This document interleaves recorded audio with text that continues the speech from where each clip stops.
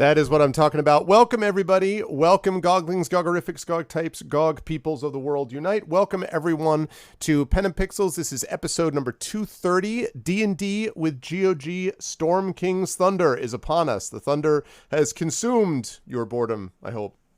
It has brought us to the amazingness of this game. Before we get any further and we introduce the lovely people who are going to be providing you with entertainment for the next 2 hours and 45 minutes or so, I will remind everybody about ways to support us here on GOG. If you haven't done so already, please make sure to follow the channel.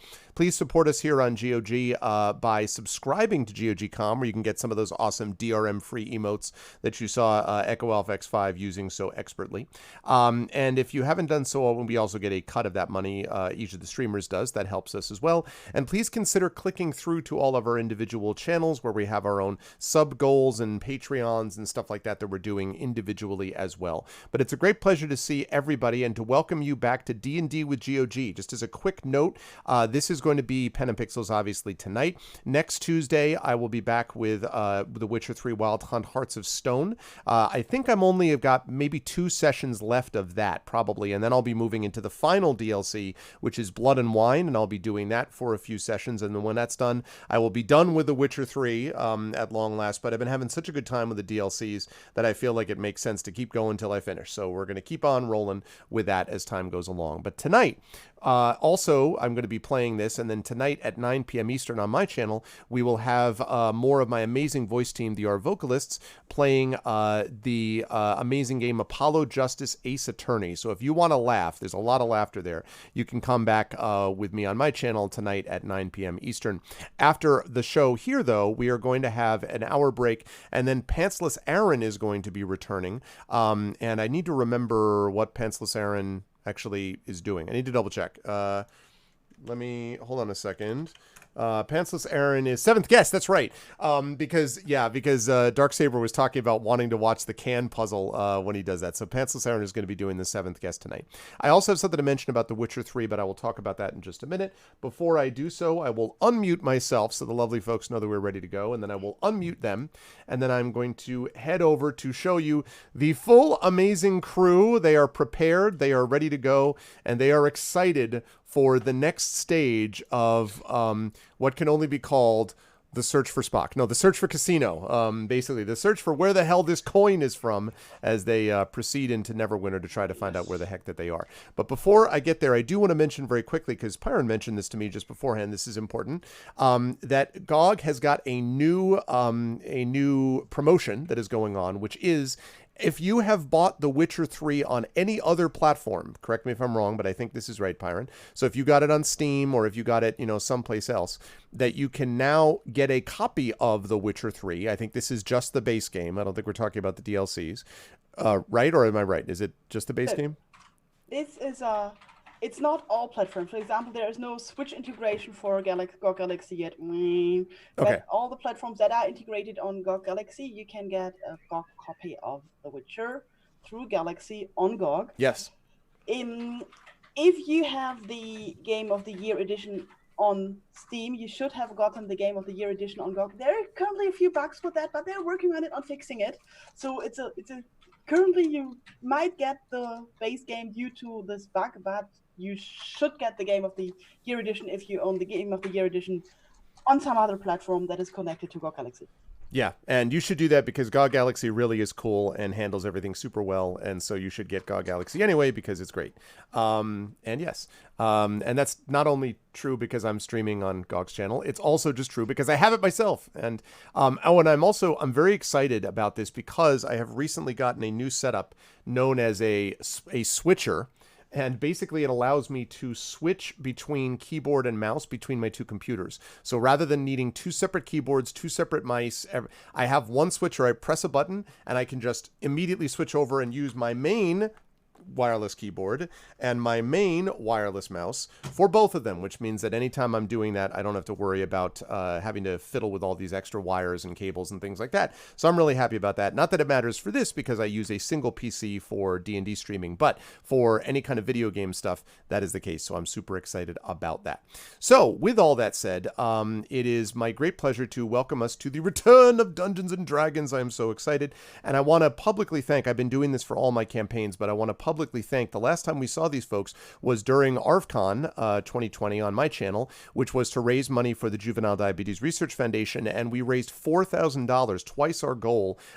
So we did an epic job, and that was thanks to all the players. And every single event, including this group right here, made money during that event. Every single event took in some money out of 7 separate events that we did during that weekend. So I'm very glad about that. And there is going to be something else. As I choke on my granola bar, sorry.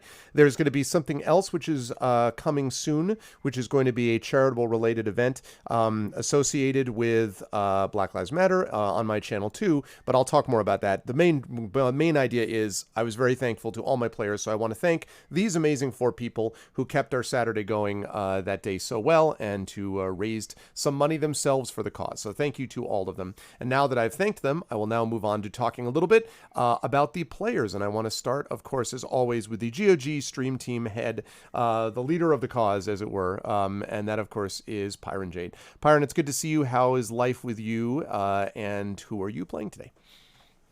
Well, life is currently fine, although you might have some background noises because Ebenezer is next to me and typing away furiously because he is typing away furiously because he's still working. I don't know what he means. I feel like especially prepared tonight because I actually have my bag of dice with me. And that makes me like really, really happy because I so damn love dice. I know that Killer does the box hype. If I would do a hype, I would do like a dice hype and show off all of my very, very cool dice to you people. So, but tonight we're playing online. So I'm playing Greta Goldenfire, Dwarven Cleric of Foltles. May his light shine on your way. Who should have actually looked up how resurrection scrolls work. I should have made a note of this because I don't have a clue and somebody mentioned it last time. But yeah, I forgot, so that's that, and I will just go with the murder mystery as it happens today. which you know which will be covered one way or the other. Did the finger grow back? It got better. So yes, and actually that resurrection thing, as we'll talk about, may be associated with a certain NPC that they've talked about the possibilities of trying to bring back. We will see whether they're able to do any such thing, whilst also looking for a casino. It's going to be a lot of variety today. How do we bring back a giant queen? Also, do you know anything about casino coins? Very, very broad-based kind of campaign that we're looking at, but it's always a pleasure to have Pyron with us. And also a pleasure to have Viro Viren Victus, who just resubbed to the channel. Thank you for the 8-month tier 1 sub. Thank you very much. Viro like, Viren Victus. I guess it would be, isn't it like in Latin, it's like it's a W sounding, right? So it's Viro Viren Victus, I think is technically how you pronounce it. Willie Swadwick. It's whatever, yeah, whatever makes it sound sillier, I think is usually the answer. By the way, quick note. I don't know whether anyone saw this, but there was this hilarious thing the other day where a Fox News host literally read out on stream. Did you see this? They read out on stream the scene from the Holy Grail where they're like, we're living in an Arcus Sindis commune. They thought it was real. So they're just kind of like, we take it in turns to act as a certain executive officer for the week. Can you believe that they're doing this? And like Twitter was just dying over this. Just like, this is what happens when you're really dumb. So I just want to point that out. It was, oh man, when irony goes all the way from irony into myth, it can't even be, irony is dead. Anyway, amazing. But always a pleasure to have Pyron with us, and also a pleasure to have Darksaber 2K with us, who is back and who is currently sitting there, is, as he and I were talking about before the stream, super happy to be in the same place. I mean, you know, no need to go anywhere. We'll just stay where we are, really, forever, and that's our lives now. I've been here for 4 months now. I just have food passed into me through the window, and like that's all. Oh man! So how have you been being in the same place for all this time, and who are you playing today, Saber? My beard has grown, my hair has grown, not much else has changed. Oh God! I'm gonna look like on Monty Python. They only turned me up the right way round yesterday. Yeah, that's hilarious. But I will be playing as Telsig Mauer, and since we're making a trip into the city, we're probably going to be seeing just how far I can push Arv's patience by producing more and more assets that I've been acquiring that I need to liquidate. Oh, I can't wait to see them. It's not my patience. There's going to be a lot of, wait, where did you get that from? Yeah, yes, that may happen. I'll be looking very heavily at my notes all the time, yes. Oh man, it's gonna be a good time. Yes, because he's doing a little bit of also doing some research. This casino searching will also be some research for. Oh, this is how they do things over at the Bellagio, eh? Well, let me tell you. So it'll be interesting to see how that all plays Yeah, out. But we're I'm going to looking be Cell 6-4. Cell 6-4. Yeah, that's true. Actually, do you have a name for your casino? Did you ever come up with a Not yet. like the Mar of the Beast or the Southern? I told everyone, by the way, chat, that the name of the section of the adventure that they're going into is called, and I quote, "Caught in the Tentacles." I'm just saying. I report, you decide. Okay, I'm just saying. They find me every time. It's just I'm just saying. But it's a pleasure to have Saber with us. Thank you so much again, Dark Saber, for doing all the Moobot and dashboard stuff as well. I really appreciate that. And moving on down the line, it is my great pleasure to also welcome Mike Smith back into the stream. He is here again, Peripheral Mike, whose tech career is blowing up. If you could hurry up on earning your billions, though, so you could throw a few, we'd like to get a little bit of a studio upgrade, and just if you could just, you know, also create some justice. If you could do all of that, that would be great. Yes, if you could absolutely. manage that. Well, interesting news on that, actually. So the studio upgrade, as in studio upgrade, there are things happening around that, which is very cool. Can't really talk too much about it, but things are afoot at the moment. I'm one of those project guys. I'm involved in projects, but I can't possibly tell you what they are because they're too hip and trendy. Mike Also, NDA Smith, they call you. Yeah, pretty much, yeah. It's my NDAs as well. I wrote them, so I'm just like, I'm not allowed to tell anyone my secrets. Okay. So I've also figured out how to essentially balance all the peripheral media books and donate as much money as possible to charitable causes recently, such as Black Lives Matter. I'm also going to be trying to do as much charity work as possible over the coming weeks. I've just got a project work that's lasted essentially since before UK lockdown, so the last 4 or 5 months, that I need to get off my plate first, and then I'm going to start working on that. So watch this space for that sort of stuff. I'm really glad we didn't discuss this beforehand. That was actually a really nice segue. But yeah, I'm doing well, to be honest with you. A little bit like Dark Saber. It's been 74 years since I've seen other parts of the UK, and we actually went to a country park today for the first time in 5 months, and to be honest, it was fantastic. Apart from at the end, I kind of felt a little bit like a criminal. I was like, have I done something wrong? Like, I feel like I've done something wrong. Yeah. But it's okay. I also got massive sunburn as well. Oh, you can see this. Wow. Pasty, hairy flesh, sunburnt flesh. I'm naturally ginger, so I go from 0 to 100 in about 13 seconds. British. I know, right? I know. Sunburn, I felt that. The most British I ever look is when I get just the tiniest bit of sunburn. I never just walk around with like a Union Jack around my back and like a cap or something like that, or like a hanky tied around my head. Anyway, enough of all that. I'm incredibly excited to be here. I feel like I've been playing a lot of D&D recently, which is fantastic. I'm playing a couple of campaigns at the moment. I'm super excited to carry this one because this feels like it's getting over the hill, if that makes sense. So now we've kind of done a really difficult bit, and now we can do a little bit of kind of stocking up, research, fun stuff, variety, as I've said. But I'm playing Urash, the half-orc barbarian and devout follower of Tempest, who isn't really feeling himself at the moment. So I'm going to have to try and channel that a little bit, but he's getting over losing a cursed weapon. So there's a little bit of sadness within him. There's a bit of depression, a bit of kind of anxiety around certain stuff. So we're going to see how that plays out. I'm super, super excited to play. I've been looking forward to this very much. Awesome. I always appreciate the enthusiasm. It's good to have you on, Mike, as always. Also, always good to have with us Tasty Chai, who has whose baby has allowed us to play by going down for a nap, I believe. So the baby is now like, okay, Mom, go ahead and play, I believe. So. Yeah, she's, I mean, who knows how long that's going to last, but for this moment, I am free, which is great. Although I do have to make a phone call because there's something up with her medication. And so, I'm going to do this and then go talk to the phone, and then I'll be back here though. But yeah, otherwise, life has been great. It's great to see all you guys. I've been trying to stream regularly over on my personal channel, which has been great also, and it's been sorely missed. Oh, how I missed it, but it's been good. Yeah, I've been lurking in a couple of the Minecraft streams and things like that, but it's been good to see you back in the streaming saddle, as they say. The streaming saddle, yeah. Once I get more regular, then I will be able to actually start streaming here again on GOG, but I just don't want to like take up a slot until I know for sure that I'll be available. Yeah. Anyway, I am playing River, who is a silver dragonborn who is a little bit innocent and loves food. and is having a great time just following her best friend Greta around. And may or may not be involved in a potential gambling ring. So we'll figure this out. Yes, I am looking forward to seeing how that gambling ring is handled. It's always a pleasure to have, as I've said many times, this crew with us. And let us move on. I'm going to get rid of this bubbling pools here. And let's turn on the music for today. Let's make it, how about, I'm not sure if this is going to work. No. Oh, sure, why not?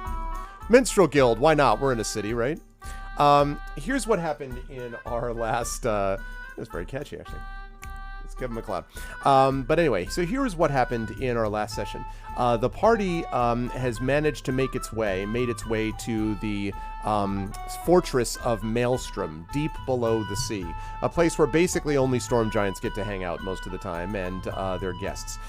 They went there because the party had gotten information that King Hecaton had been removed from his position, either forcibly or otherwise, has gone missing, and he, as the head of the Ordning, once he was gone, the Ordning kind of fell apart, and instead they found themselves in the middle of this essentially a little bit of a family struggle, you might say, where the three daughters of King Hecaton, Sarissa, Mirren, and Nim, are opposed to each other. Specifically, Mirren and Nim both thought that they should have been given the role of the new ruler, while King Hecaton is either gone permanently or at least temporarily, whereas Sarissa was the one who was ultimately, the youngest, was the one who was ultimately given that honor by King Hecaton, was put in that place, in that position before Hecaton ended up disappearing.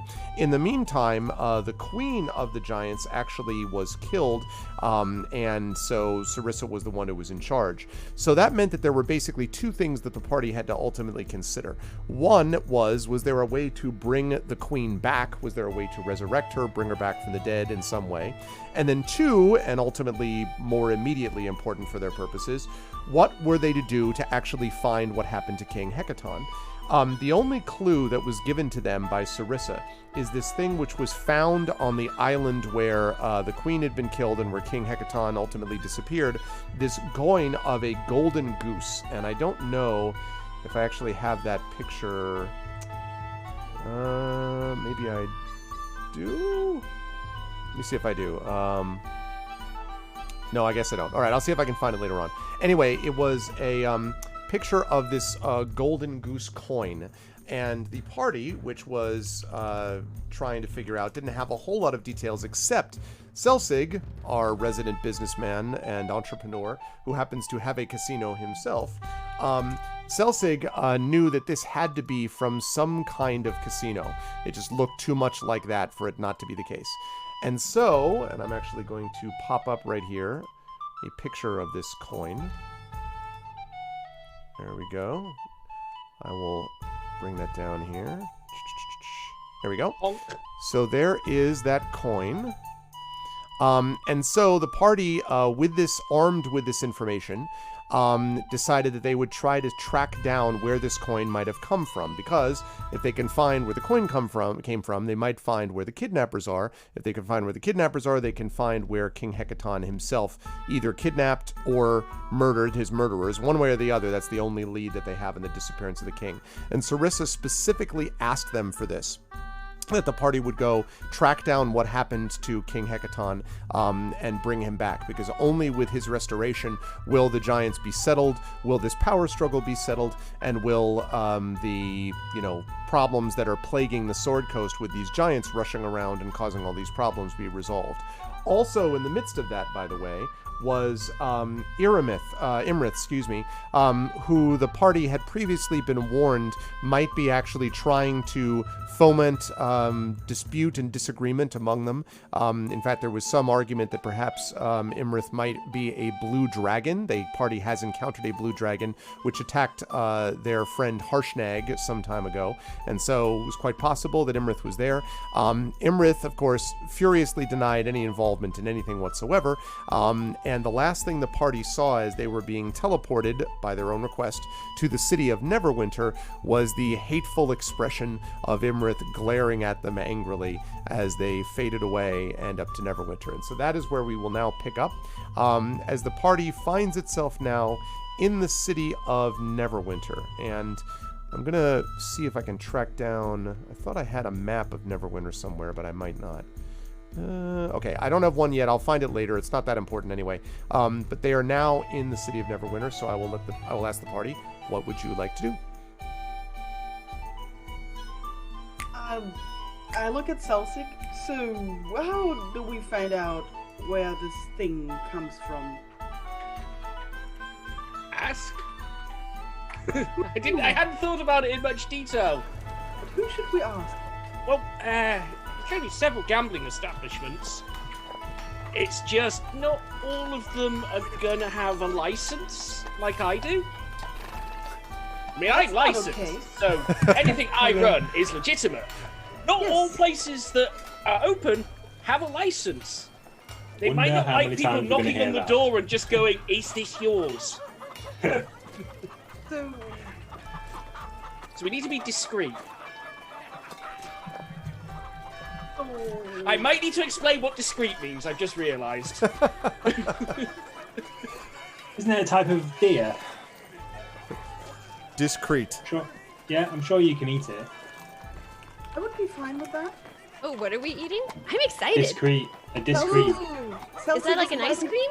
Celsius cooking as a... Yeah. Celsius is inviting us to eat a deer. Yeah, I'm sure it's some sort of like woodland animal. A discreet. I'm pretty sure I've eaten one. And that will then help us to find out where the token comes from. Isn't that what you seal things in a like a harbour? A crate. That's a crate. That's them. Yeah. Yeah. That's I mean, that crate, you not often hear this crate. sailors say, like, "Look at this crate," but that's not the same Yeah, thing. that's it. Oh, okay. Wow, common is really difficult sometimes. The finer points of city life will come to you. Cool. Speaking of which, where's the closest place with alcohol? Well, I was thinking of bank, but they don't have alcohol. It's been a hard couple of Get days. drunk now. We haven't been in a city in figuratively and literally months. Yes. Wait, hang on. How many cities? So, have we been to Neverwinter before? Yes. Or was that Waterdeep? Yes. You've We've been in Neverwinter, you've been in... I don't think you've been in Luskan. You've been in Mirabar, you've been in Waterdeep. Did you go to Luskan? You may have. Go to Luskin. I think pretty sure that was Let me just also. double check the map, but I'm sure. You've been to Tribor. Well, see, the X's, Yeah. the red X's were... I don't think were those places you've been? No, that was where you were showing the possible attack. Right. map That's what I of thought. The Okay. giants with that. Yeah. Right, Yeah. okay. Yeah. So we don't need those anymore. I can't find Luskin on the map, so. Hang on. Luskin is, So- is north of whenever we Just Yeah, Just- Luskan. just Oh take it quick. no! We turned the opposite way from Luskin. We went to past Mirabar. That's what the green line is. That was our original path. Ah, right. But So didn't we just drop might down not there? have been to Neverwinter before. I'm just wondering how many major cities we've been to that haven't been attacked yet. Because that seems to be the following trend. Like we go to a city and really bad stuff seems to happen to it. No, Stelio, we're not going to a brothel.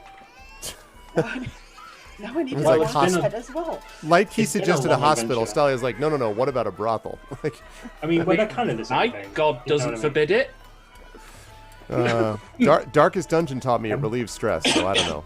Tempest, absolutely. Tempest isn't. He's fine with that sort of stuff. Like, that's medicine where you can get it, people. I think we should. You might need medicine for your medicine if you're not careful, though. Oh That's boy. I think we should focus on the deer. Yes, discreet. How do we get it discreet, and what does it taste like? So if you're gonna look in Neverwinter for this, Well, I say I would like to shop around. I'm feeling the need for a bank, but I don't really know how banks work in this realm.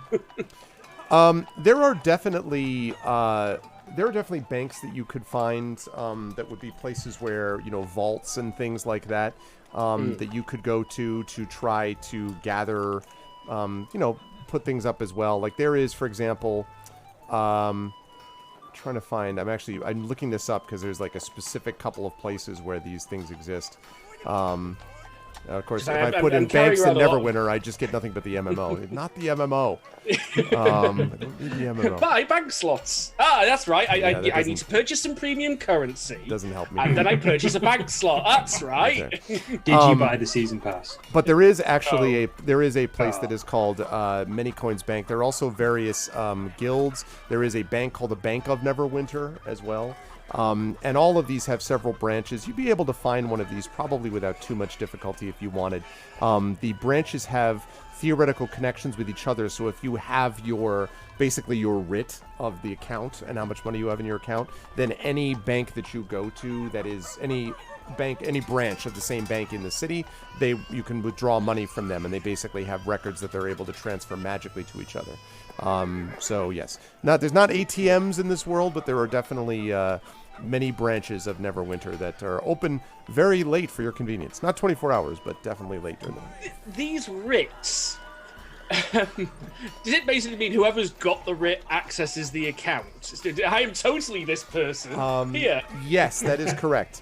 There are, I should point out, extreme penalties for fraud that the leader of Neverwinter, Lord Neverwinter, instituted some time ago to prevent a surprising explosion in false claims on accounts. And so, yes, there was a rash of imprisonments and executions until people settled down a little bit. Okay. I wasn't actually thinking for nefarious purposes. I was thinking for my own protection. Yeah, no, of course. But no, there is they do give you a writ, which is actually, they have it actually magically scried, the bigger banks do, so that the only one technically able to see what's on the writ is the teller of the bank, but also the person who owns the account. Do banks link to other major cities as well, or would they be is it just within the confines of the city? It tends to be that, although there are some, for example, Neverwinter and Waterdeep have a couple of bank connections, but it's not something where throughout the Sword Coast, you see them. They still have branches and things like that you can open up there, but it's not the same kind of instantaneous communication as within branches within a city. Okay, thanks. That's all good stuff to know. Neverwinter and Waterdeep were sort of the two I had in mind, really, because away from that, I wouldn't have expected much in the way of anything. All right. Well, I need to liquidate some assets. And I need to sell some gems. That's what I said. That's not what you said. I would like to go to a Temple of Pholtus and reconnect with my brothers and sisters there. So maybe we could split up and meet up later. Okay. Well, he needs to sell. I probably need to show him what not to eat. So, Maybe. River, where do you want to go? I don't know. I don't need to do anything. Also food. eat. Yeah. You could do that. There's a brand. There are, of course, there are branches of the Harpers in Neverwinter too. There are also, various places that cater to sorcerers and that sort of thing. So, Neverwinter is an enormous city. So it's Yeah. We've got our Harper connections. I mean, we've also got the old Harper transport key if we need to pop down to Waterdeep and back. true. And of course, the searching out for casino information is the other thing. But it's been a long time since we've had a chance to just prepare. We've mostly been running from things as they happen. We've mainly been Right reacting. so rather far. than It's been planning. really Yeah. effective. Yeah, we've only nearly died a couple of times. It's been Yeah. fantastic. But we haven't actually died. We're okay. Also very true. Also very true. You We're also actually here. died once. No, Most- I was fine. I was just unconscious. Oh, And then I woke up and I was fine. then you woke up and a chimera exploded. That's true. Pretty That much, did yeah. happen. I mean, I'll most of us have survived. I just look over at Sussex Hand. Like, Oh yeah. we're mostly here. It's slightly burnt. No, my finger's fine now. That's been long Do you not- healed. Oh, right. Has it actually healed now? I thought you still Yeah, yeah. got a disadvantage on stuff. Oh, I see. No, that's long past. Oh, I see. Yeah. I'll No, just, all I'll just fine. stick with Urash and Selfseek. So anyway, I would like to go to Pholtus Temple, maybe send a letter to my family at home, and all these things. So, River, if you want to join me, you're welcome. If you want to go with Celsik or Urash, take good care of them. I have to take care of that. They were going to take me to food. Yeah, they should do that. Yeah. Hard to avoid Sounds like food. fun. Maybe we could eat a discreet. Who knows? Ooh, I want to try one. Yeah, me too.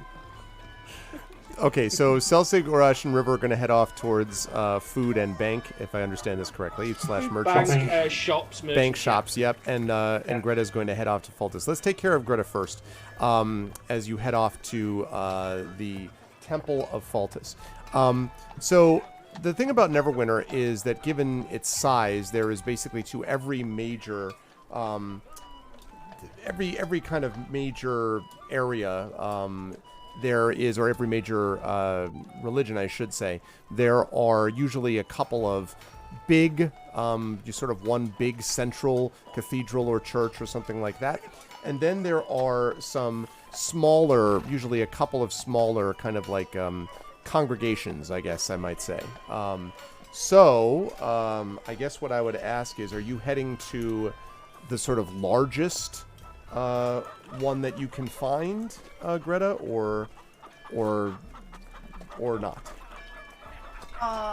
If the smaller ones would provide the same services, like me getting letters back to my family and all of that, and me being able to hand in a report, I would prefer a smaller one because I'm pretty sure it would be faster than going to the bureaucracy of a really big one. Okay. And also, one of the reasons Greta is now leaving is because somehow in the back of her head she realizes that maybe Celsig would like to do things that she might not completely approve of, and although she's not really trying to think of this might just be better for her to get out of the way right now. Okay, so without too much difficulty, you were able to track your way down, to, hello Gigafrost, to track your way to an area where there are a number of actually churches and temples that are kind of lined up next to each other. And you do not have difficulty finding the one which is yours. There is a sign on the outside of the place which is a silvery sun with a crescent moon on the lower right quadrant in white and silver and gold. You know, this is, of course, the colors of Fultus. And on the stained glass above is a picture of this one sort of standing, looking upon them. In fact, I think I even have a picture of that. I do. So it looks something like... no, not that. It doesn't look like that. Okay. It looks something like what I'm going to put on stream. All right. And you will be able to see... There we go. This stained glass that shows this picture of... this sort of imposing-looking figure looking down upon all the people who pass below the window, the stained glass window, and the light strikes as it goes through the window into that. The door itself is open, and there are actually a fair number of people that are kind of passing in and out of this place. And as you walk into the place, you can see that it's pretty, fairly busy for what was a smaller branch. You know, you found this kind of smaller branch, this not the hugest kind of central headquarters, and yet even still, it's pretty busy. And you can see that there are a number of people kneeling in the pews, kind of staring up at the stained glass window behind you. Some of them are facing the other way, but they all seem to be in prayer and reverence of some kind or another. And there is one who's dressed in a white robe and is towards the front of the room. And is wearing this silky white gown, which is embroidered with suns and moons on it, and is standing up at the front looking at a book. I approach, if I have not done so yet, I'll put on all my cleric stuff to identify myself properly. Okay. And then I'll approach him, and I will say, brother, I'm on a long journey, and I could need a moment of rest and contemplation, as well as the possibility to send a letter to my family. Okay. I just changed up the music so we could get in the mood. There we go. literally called Bathed in the Light. So he looks up at you. He has kind of silver gray hair, a silver gray beard, and has these kind of piercing gray eyes, and looks up and says, "Oh yes, yes indeed. I'd be happy to help you. You are one of the light, then?" Yes, I am, brother. And he looks down at you curiously, and he says, "What did you say your name was?" My name is Greta Goldenfire. Greta Goldenfire. And he kind of looks at you and kind of steps back a bit, and kind of, yes, there have been, well, come with me. And he kind of gestures and turns around and walks to a small room behind the altar, or a door that leads to what apparently is a smaller room. Oh, I follow him. This is kind of my home as well, so... Okay. You pass by the parishioners and the various worshippers, and he lets you into the room. It looks to be his office, so he has this desk which is piled high with papers of various kinds. There are symbols of suns all on the walls around the room. Again, it's not a very big office, but and definitely this is not, you've seen fancier for sure, places as well. And he says, I had heard some news of things. And he starts shuffling through the papers on his desk. And then he comes across one, and he says, "Yes, as I thought." And he looks up, and he's holding some kind of form or sheet, like a piece of paper which seems to be sealed with a wax seal, and there's a sun imprint in the wax. And he says, "This was brought to us probably about, I would say, a week ago or so. They said that we would be visited by one of our own, one famous one of our own who was trying to save the Sword Coast. I didn't understand what the person meant. I tried to get more details, but they would say no further, except to say that this needed to be given directly to you." I take it and I open the seal and wonder if I now get a message about my pony from Kalasmana. Yes, it says, "Dear Greta, pony was delicious. Signed, Kalasmana." No, it does not do that.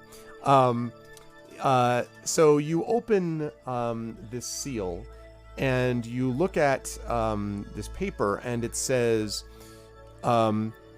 "If you would seek the light, first you must explore the darkness. Find Yartar," and then it's signed, "A friend." Okay, so although this is signed with the seal of the sun, do you know where it came from? He says, "No, except I was the one who took the message, and the person bearing it was certainly not one of our faith. Sort of dirty and disheveled, not wearing a cloak of any kind, was in some sort of dirty leather armor. Kind of a ratty-looking fellow, I suppose. They did have a hood over their face, but I could make out the eyes beneath it. Handed it over and said this needed to come to you. I asked why and when you would be arriving and why they knew this, and they wouldn't answer, just insisted. I assumed if you didn't show up in another week or two, I would simply throw this out as being just something of a prank. But it appears I was wrong." Yeah, I thank you very much. If you could provide me with a little cell, maybe. Like I said, I need a little time for contemplation and letter writing.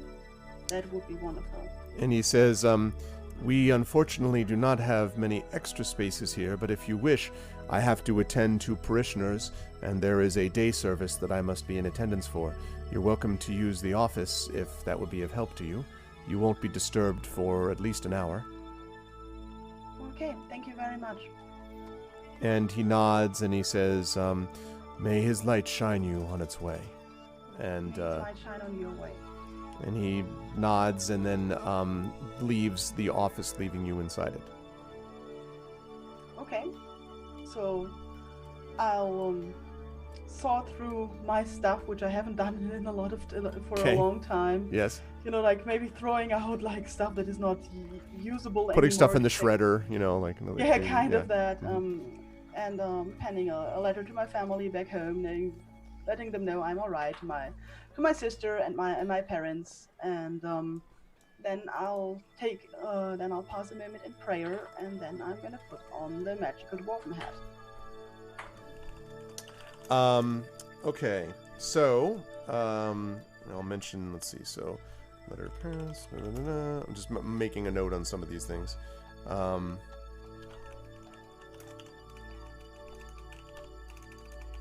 Okay, about this. Okay, good. Okay, when you put on the dwarven hat, in that strange, you know, again, the kind of the world sort of winks out, and you find yourself now back inside the world of the dwarven smith. Again, you feel the heat of the forge, and he is, you know, you see the back of the dwarf, muscular back, sort of turned away from you. Clang, clang, clang, clang, you know, banging away on something on the forge.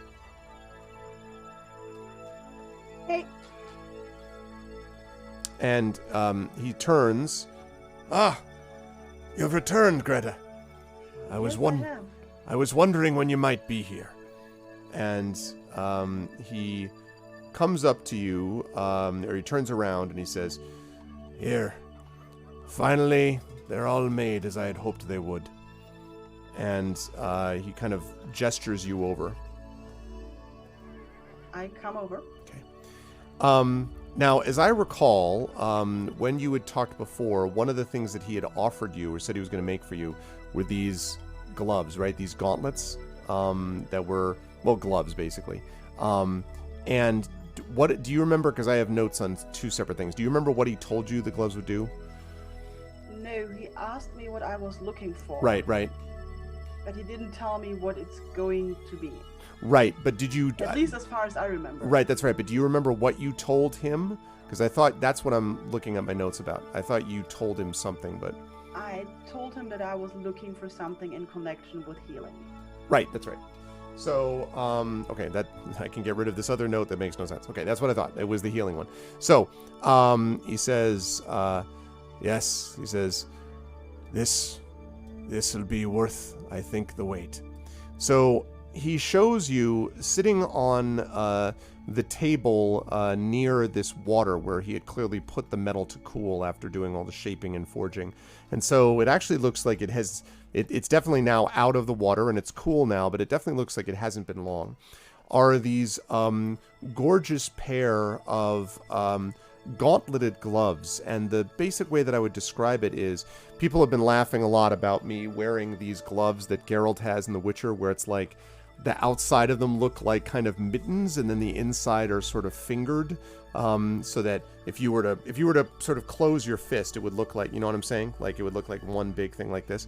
So this looks a little bit like that, in that the fabric itself, or whatever it's made of, at first when you're looking at it, you think you're looking at like silken fabric of some kind, but it's actually not that. It's actually a little bit of metal on top of what looks like this waving silver or mithril or something of that kind, beautifully rendered and crafted. And even as you're looking at it, you can see that it sort of shimmers in the light. So it's hard to just, if you just look at it, it's hard to feel like it's stationary. Like it almost looks like it's constantly moving just because of the undulating nature of the way the metal looks and how it catches the light. And he says, well, if you put them on, you might get a sense of what they do. Okay, I'll carefully put on one first. Okay. So first of all, they fit, I'm really sorry to make this joke, like a glove. They fit just like a glove. And that's great. Thank you. I'll be here all the week. They fit like a glove, and they are very, very comfortable. You don't notice anything different other than that yet. They're just there.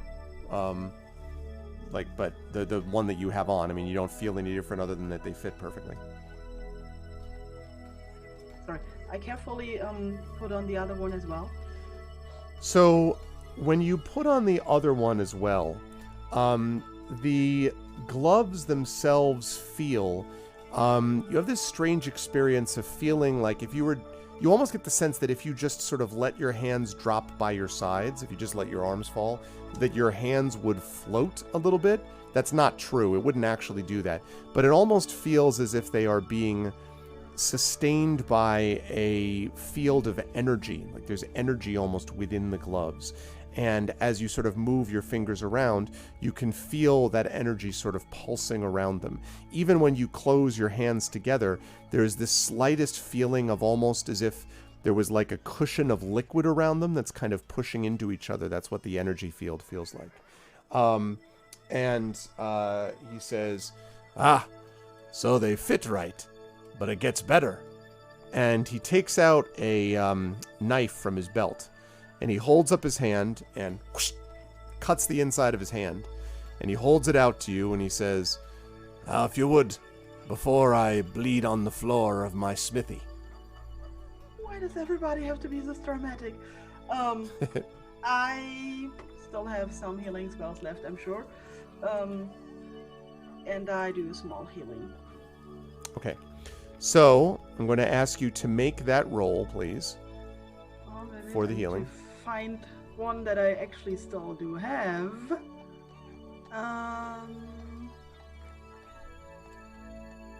Let's just here. Let's take this one. Beep. Okay. Now I would like you to roll that again.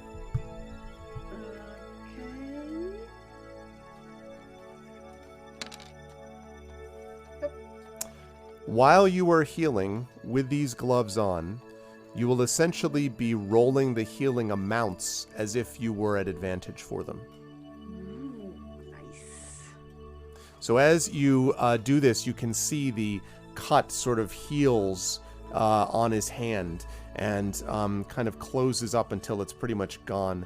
And he sort of smiles at you and he says, now, granted, we're not exactly in the real world, but if you take those gloves out to the rest of the lands beyond, you'll find they work just the same way. These are marvelously light. They're gloves of healing, and they are the best work that I've ever done. They're amazing. But I cannot wonder, what about you? Do you feel like you can leave now? He says, well, as I think I mentioned to you one time before, Greta, leaving, it's not so easy to do for me now. At least not the way you might expect it.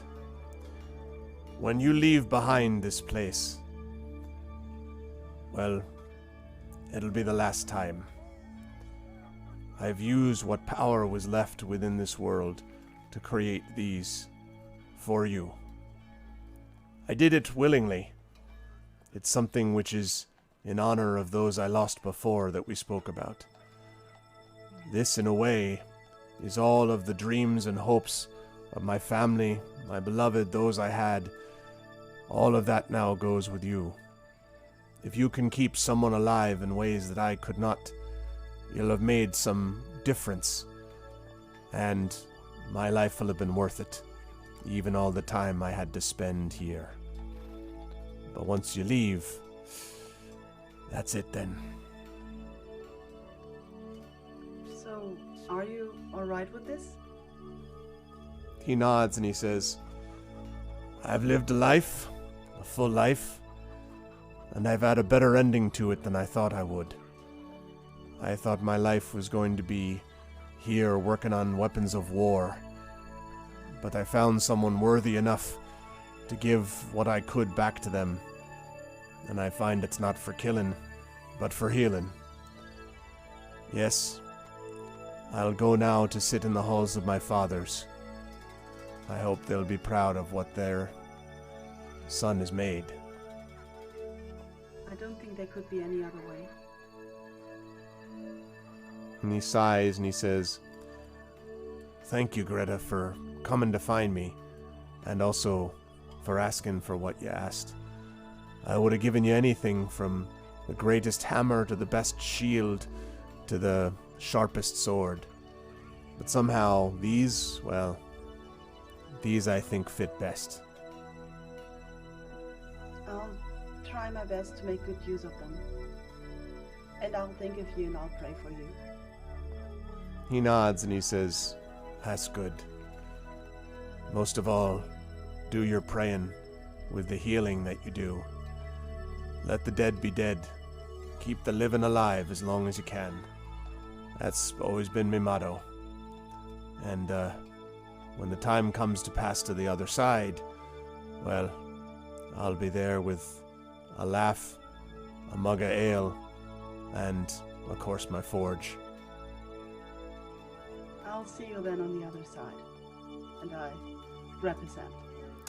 And he shakes it again, and you can see as you hold it with those gloves, you can see that your hand holds it, but then sort of like his form seems to be kind of slipping away, and he has this big smile, and he gives you this sort of kind of low bow, and he holds up his hammer, and then you see his form fade completely, and you are now just in an empty smithy. Goodbye, Master Smith. And then I take the helmet off. And you find yourself back in the office of Fultus. Okay. Did the gloves actually come with me? No, it was a lie. No, they did. You never know. How Yeah, this no, they did. Yeah, they did, and works. that's Maybe they're like invisible and only Exactly. appear in time of Oh, need no. or something. no, they never look know. just the same here as they did actually in the sort of dream world. These beautiful gold and silver gloves. Now, the one thing I will say is that I'm not. It doesn't necessarily have a mechanical effect against stealth, but I just want you to know that if you're really trying not to stand out, these things catch the light everywhere. Like they are just like you're wearing blazing suns on your gloves. They're not talking about flashlights, but I mean they really do catch the light everywhere. So they are not subtle. I'm pretty sure there will be one day when Greta realizes this could be a problem. Right, exactly. But right now it's just like multiple Rolexes. Who wants some? You know, like they're man, they are. These look like unbelievably pricey, and again, feel very comfortable. But that same feeling of the energy almost buffering your hands a little bit is still there. Yeah, I'll for now take them off and put them into the helmet. Put the helmet into my backpack, and yeah, Greta will still stay a while here and contemplate and pray. And after she feels like a good while has passed, she will go to the meeting point we I'm sure we have set up in a proper way and time, somewhere in the city where we're gonna find each other again later. And but she still has this feeling like she might want to get out of the way of whatever unlicensed businesses might be out there. All right, as you head to do your completely legitimate business, if Celsig disappeared on his own, came back with expensive golden gloves, he'd be accused of theft. It's like, oh, you had a visit from your god, Greta. Isn't that lovely? Like, no, I stole all my stuff. Oh, man. What the gloves do at Aruxu is it gives you essentially advantage on healing. So it means that when you heal, you get the higher number that she heals with, which is pretty sweet. Hey, what's up, Dialad? No, wait a minute. I'm going to mispronounce this. It's Dialad or Dialad? I should know this already, but is it Dialad or Dialad? I feel like she's already told me this, and I'm just like, completely went over my head. It's D? D! Okay. So Dialad. Thank you, Kilgore. And for Tempest, yes, exactly. Speaking of Tempest, we're about to talk that. Fultus! Lathander! Everyone get into a fight. Okay.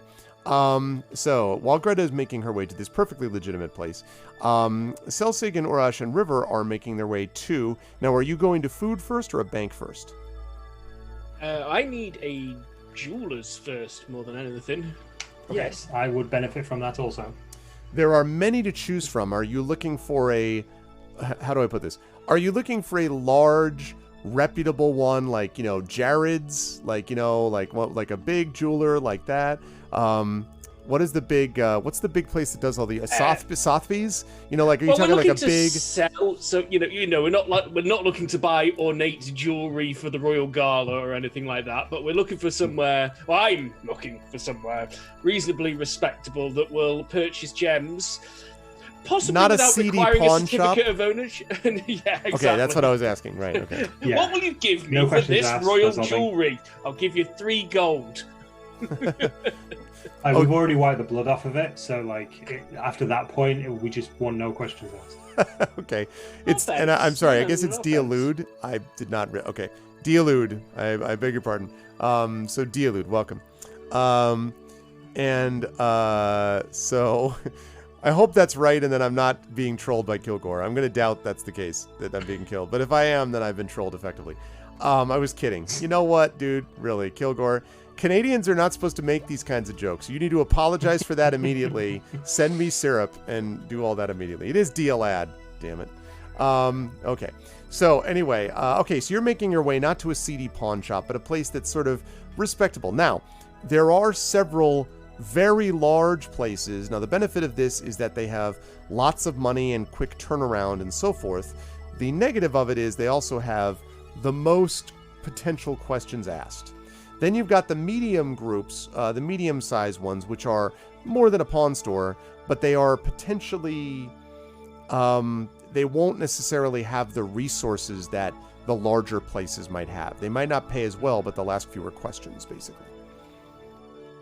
Oh, I mean, I could answer the questions. It's just whether or not they'll believe them. I'm just true. gonna nudge Selsig. I'm just like, I've never sold gems before. Please help. It's been a while for me too. I mean, where do I go?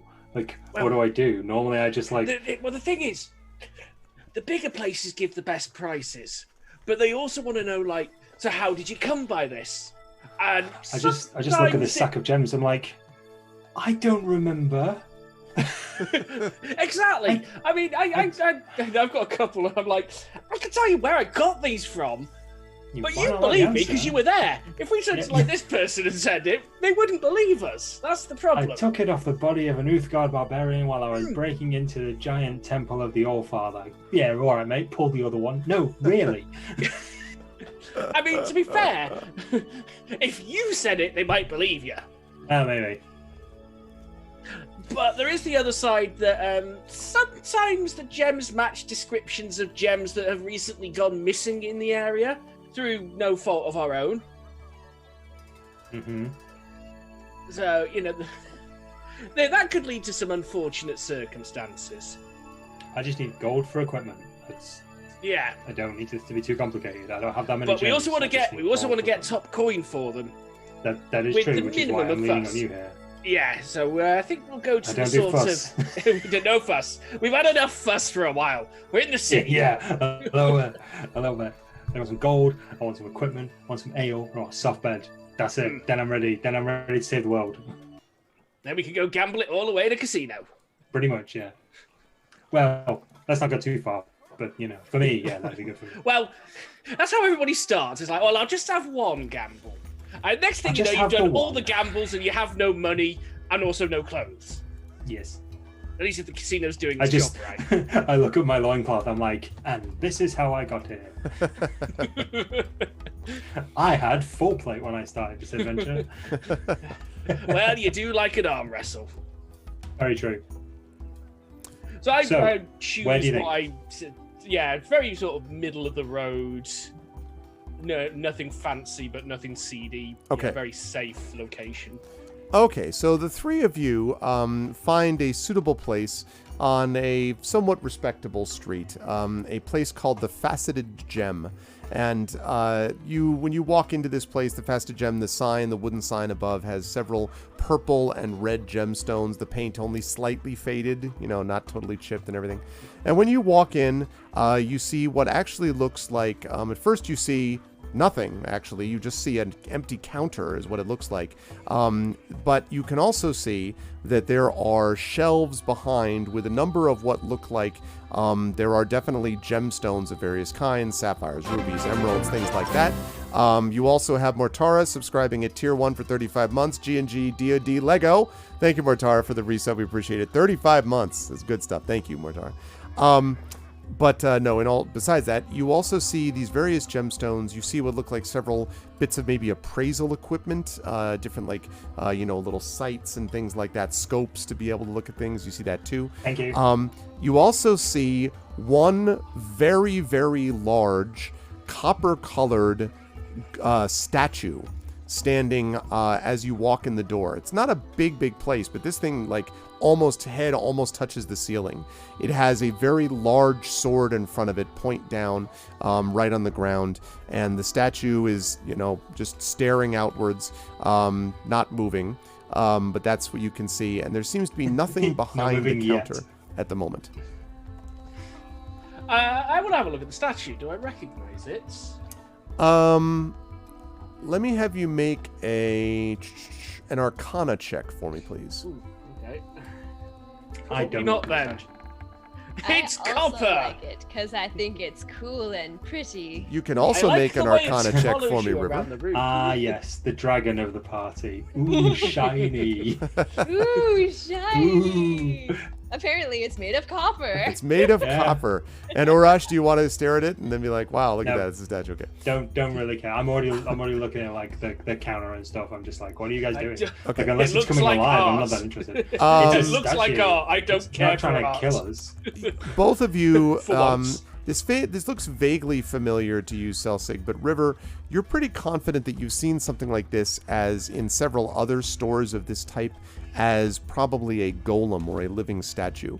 Very effective in providing security without a lot of extra, resources, maintenance, having to, afford to pay guards and feed them and everything. This thing looks like it would be pretty much no joke. It's basically the Urash himself has to duck his head a little bit as he goes through the door of the shop. The ceiling of this is maybe 8 feet high of this store, and he's probably this statue / golem is maybe 7 feet. So pretty tall and pretty bulky and burly, and looks like you don't even entirely know how it would get the sword out to swing it.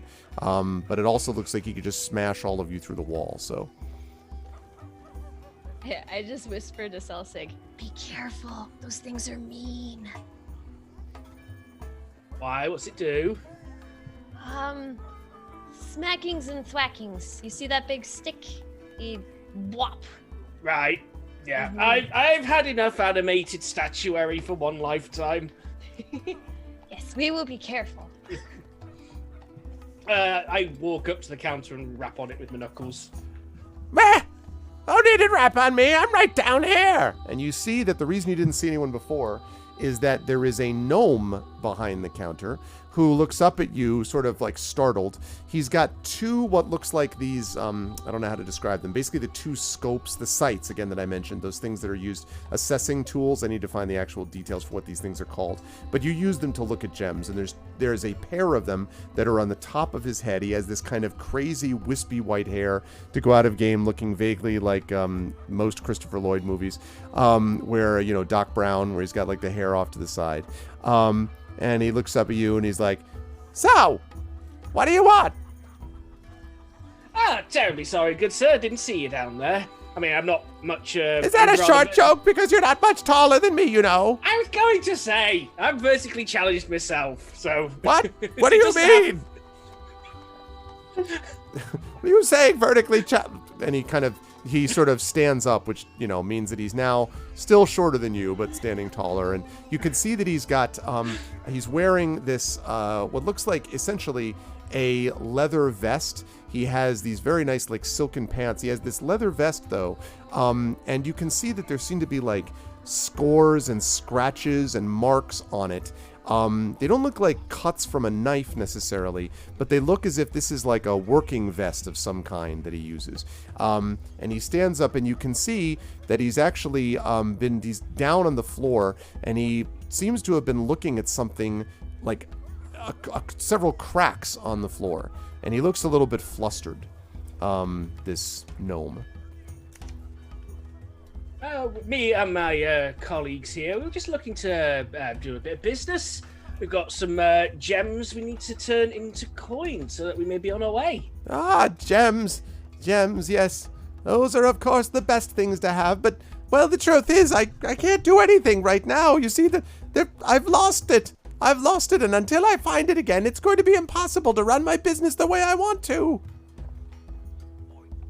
What's gone missing? Well, it's... and he's sort of, is kind of like, here, closer. Waves you closer. I'll lean in. He's like, it's the thing I use to assess the worth of gems. It's really important. And he's whispering loudly in your ear. What do they look like? He says, well, it looks like, I don't know, it looks like itself. It's a small little scope, maybe about this big and so big around. And, if my mother could see me, she would say, Caliber, how can you, Caliber Pinchgold, the finest of us, possibly have lost what you needed? It's terrible. I opened the faceted gem 5 years ago. I was on my way. I had already built the expansion. I have a new security system. And yet... And he kind of gestures wildly at the statues that the two of you are looking at. But I can't even pay if I can't find this thing, I won't be able to pay back the payments. Do you know what they do if I can't pay the payments on that? And he kind of gestures at that thing. It depends on who you bought it from. Well, they're different, and they let it collect from me. You look up at the impassive, statue for a minute. Yeah, I think if that collected from you, you'd be collected from for the rest of your life. I wouldn't have a life, that's the point. And he says, I know that I put it right here on top of this counter. And then, as I always do, I went in the back room to gather some things that I needed, and I came out, and suddenly it's not there. And what am I to do without it? It's just these two scopes, and they just go right over the eyes, and I can't imagine what I did with them. On sort of a band that fits over the head? Yes, exactly. Do you have one too? No, but I'm looking at it right now. What, where? And he kind of stares around wildly. I tap my head. It's on your head? It's invisible. What have you done with it? And he kind of points at you. I move it from the top of his head to his eyes. Ah! He says, a miracle! A miracle! And he kind of looks at you and is like, that's spectacular, although I can't see. Oh, yes. And then he kind of, yeah. Yes, well, that's quite right. I went in the back and well, yes, right, well then, thank you, for the knowledge, yes, right. So, business! And, he, immediately scurries up, and for a moment, Urash and River have this strange experience of watching this little man's face, rapidly appear as if he's levitating, and only Celsig can see that he's actually walking up a tiny little bit of stairs right behind the desk. So he's now sort of looking over the desk, at you, and he's got his, his scope on, and he says, very well, now there's someone in the office. Oh, that's just my wife, it's fine. So he looks at you sort of seriously and then says, right, business. Well, welcome to my store. I am Caliber Pinchgold III, and it is a wonderful pleasure to welcome you all to the Faceted Gem. I can both buy and sell gems of beautiful magnificence. I have a new sapphire recently discovered within the Lurkwood to the north. Perhaps I can interest you in that. I imagine you might be there for this reason. Or perhaps you, my dear, he looks at you, River, you would look perhaps absolutely spectacular if this were fixed within a pin. And he points at this large diamond on the back shelf. And this diamond, which is basically let me see, maybe the size of this conveniently placed hand sanitizer. This size around I'll put it there so that you can see it. It's a good-sized diamond. And he's like, this will be yours for a very reasonable fee. Ooh. What is reasonable? I have 6 chicken bones. I've Oh. gnawed them, though. That's yes. I love the sense of humor of the Dragonborn. Well, no, I won't be accepting chicken bones. But if you had 5,000 gold, I would certainly be willing to make a deal with you. I like you already. Otherwise, I wouldn't be robbing myself as I am. But yes, 5,000 gold, and it will be yours. I just whispered to Urash, do we have that much? I just shake my head without saying anything. Apparently we don't have that much. I will come back when I have that much. Oh, very That's well. pretty. Very well. Did you want to buy, or is there any selling involved? Well, we were looking to sell. We've Oh. been on a long journey, and over the course, an adventure more than anything. And over the course of that, we've come into possession of several gems that we need to turn into gold so that we can enjoy the city for the time. Absolutely, you can't enjoy the city until you've got some liquid assets, am I right? And so he takes a piece, something from behind the counter, and it turns out to be this cloth of velvet, and he spreads it out onto the wooden counter, and he says, yes, well, you can place the gems down there, and we'll take a look. We'll see what I can provide you by way of liquid assets. Okay. So I've got 2. Now, one's actually already been valued, but that was a long time ago. And I just kept it. I never liquidated it. I never pay attention to anyone else's assessment but my That's own, fine. especially when I don't remember it, said the DM notably. That's why I put a note on my sheet. But yeah, I actually have from way back a gem from Droofy's helmet. Oh my gosh. Wow. I promised that this would happen. Good lord. Wow. Right, Okay. did anybody need a catch up? Right. Good God. This is the chronology. I got it valued. Well, I let's felt get to it, Mike. We could use another catch-up video of yours. You know, it's been a while. We're in a pandemic. is If you true. wouldn't mind just And putting the- together another And 10 And then I minute. have got just for records, I've got another gem which I think, going for its placement in my items, I got from the Chimera layer. Yes. Okay. That I can imagine that. Okay. The Droofy's helmet. Do you have a description as to what kind of gem it was? It just says 1 gem valued Droofy. Oh God. Going back 3 years. Yeah, I was gonna say Literally. I don't think that's going to be a big helmet. A big gem. So my guess is that we're probably talking about like a jasper or a moonstone, something like that.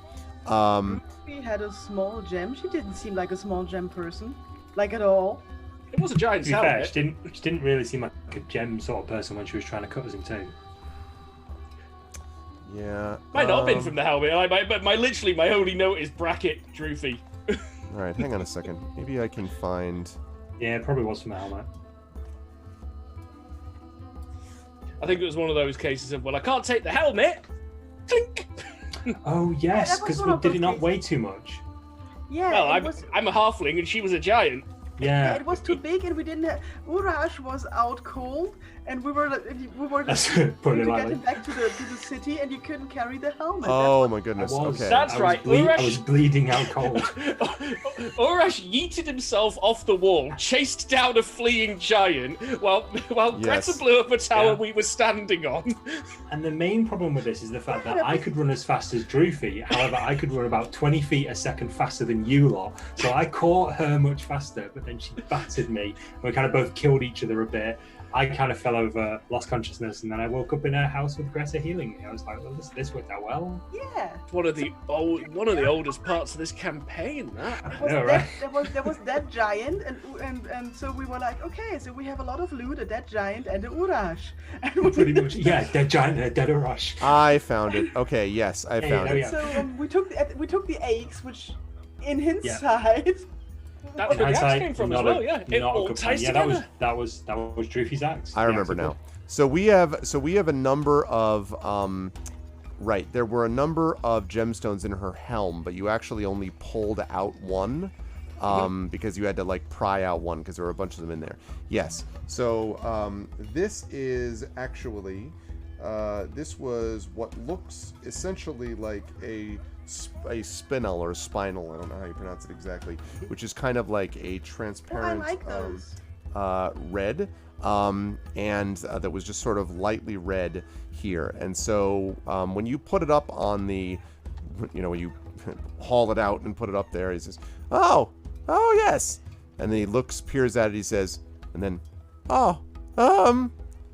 excuse me, I just need to, and he like starts looking around the counter. Where did I know that I had them. Where did, and he's like looking around, and says, maybe I left them in the back room. And, he starts to get down off of his, area and walk. I put his glasses back on. A miracle! I need to hire you more often. And he comes back up and he says, yes. Available at a very reasonable rate. And he then sort of stares down at it, and kind of, yes. A very interesting piece, very interesting. I can see that there was some damage in the removal of this gem. A couple of cracks and splits. My goodness, it looks like it's been a while that you've had this thing. And as he looks up at you, Celsig, you have this weird experience of like seeing his eyes like 5 times larger than normal, like what it looks like through the... Yeah. And he's just like, well, normally this would be worth somewhere around, 100 gold pieces or so. But I have to give you a little less than that given the damage that it's experienced. Let us say 90 gold pieces for this. Okay. And what about this one? And I put the Chimera red gem down on there. And he says, oh, fascinating. So I am going to jump back to where that is. At least I remember where the Chimera one is right off the top. I was like... He catches fire. Yeah, pretty much. Okay. And we've got... If he catches fire due to examining a gem, will that wake up the golem? Well, we'll find out in a minute. Next time. If not, I know of a very pretty gem that I want. So this one actually was a purple amethyst, a deep purple amethyst. And when you put that on, he says, oh, very nice. Very nice. It looks like it's got and he kind of looks around the outside and kind of, looks both sides, kind of peers through it. You'll have the strange experience of seeing his large eye through the purple, little bit kind of glowing, and then puts it back down. Very nice indeed. A fairly good specimen, although these days they're not making the money that they used to. It was a time when amethysts were very rare, and then there were a bunch of adventurers who started to come in from Baldur's Gate. They were constantly wanting to sell all measure of things, 1,000 torches, 500 broken sheaths, and any number of amethysts. And they just kept asking for more money. I'm like, I'm not made of money, you realize. And he looks back down and then says, very well, how about for this? Normally about 110, but for a 10 fee, but let's say 100 for this. Okay. My friend's got some that need looking at as well. And says, very well, very well. You hear this clicking sound as you take it out of your inventory. I'm just kidding. Okay. But yeah, I'll take that price. All right, so he... settles up 190 gold pieces then is what you get for selling those 2 gems. Okay. Thank you. And what are the rest of you? You're into gems, are you? He kind of peers up at you. You're a miracle worker with gems. You're completely wasted, doing whatever it is you do. I assume you just fight things and hurt them. You could be making money to make people look beautiful. And offer people their eyeglasses back. If I'm ever in need of another job, by the way, I'll definitely come back and see you. Well, that's good, and I don't know what you mean about the eyeglasses. He flips them up on his head. I can see perfectly well, thank you. Now, what gems do you have, if any? I'll get my hand ready over his appraiser's glasses. So I've got a bag of gems, and basically the only notes I've got out of character for the second off, I have a small bag of gems that I collected from one of the Uthgard barbarians, and I've got 3 red brackets big, 2 blue brackets medium, 3 white, 1 brackets, 1 big, 2 small. Okay, let's take the Uthgard barbarians ones first and get that out of the way. Yeah. Well, that's all of them. Apparently, I got that sack from one of the. I think it was the leader. Okay. So it's just all I did was I took his amulet, stuck it in my bag, grabbed a small leather pouch, opened it, saw shiny in it, sealed it, and put it in my bag, and it's never really been opened since. All right, give that to me again then. So you said one at a time. Cool. So 3 large red gems. Okay. Large red gems. Okay. Yep. 2 medium blue gems. Okay. And 3 white gems. 1 large, 2 small. Okay. Let's start with the 3 large. I'm sorry, you said red or blue gems? Red. 3 large red. So the 3 large red gems, as you put them up there, are. Let's see. Let's put that. This thing. Yeah, those are all. As you put the 3 on there, he says, "Oh, very nice indeed. What you have there, my lad, is some coral, a kind of special gem. You can see through the opaque crimson, and just looking into the middle, well, and he kind of squints, and then, oh, well, blast it. Let me just I put his scope back on him. Yes, thank you. I suppose I'm getting used to miracles at this point. Yes, you can see that there are slight flecks in the outside of this, demonstrating the natural quality of the gem. Very nice indeed. I would say that each of these would probably be worth, well, I'd give you, let's say 300 for the lot of those 3. That sounds fair. So he's willing to give you 300. That's the 3 red ones. Right. Yes. And then you said there was 3 other gems, you said, right? So now there's let's do this again. I've written it down as a list. So 3 large red. Yep. 2 medium blue. Right. The medium blue are both jaspers, he tells you. Okay. And those are worth about 40 gold each. Okay, so that's 80 gold for those ones. Yep. Okay. 1 large white gem. The large white gem is a pearl. And that is worth about 100 gold, he says. Excellent. And 2 small white gems. And the 2 small white gems, and it's the last of them? Yep. Okay. The 2 small white gems are both what are called eye agates, which is sort of a smaller gem that each one of which is worth 10 gold pieces each. Okay, so that's 20 gold. Excellent stuff. And this is all in gold pieces, yes? Yes. Excellent stuff. Well, thank you very much. I did have something else that I wanted you to have a look at, because I've got an item that I picked up a while ago, and I get a sense that it has a purpose. I just don't know what it does. Would you be able to identify it for me? Well, I spend most of my time with gems, but I'll be happy to take a look at it, of course. Thank you. So I hand him the amulet, the one that looks like a closed gold eye. Right. And I do have a note about that. Yeah. And he says, oh, and he kind of chuckles, and he says, so this, I'm surprised that you wouldn't know what this is. You may have been gaining some of its benefits without realizing it. And he says, and he kind of gestures to you. He says, come here, miracle worker, here. I lean in. And he says, go on. Do you have any secrets? He says this in a stage whisper that's clearly loud enough for both River and Celsic to hear, by the way. Maybe. Not that I'm aware of. Well, if you do have them, you should have this amulet with you. Because with this amulet, you can protect yourself from the lookings of others.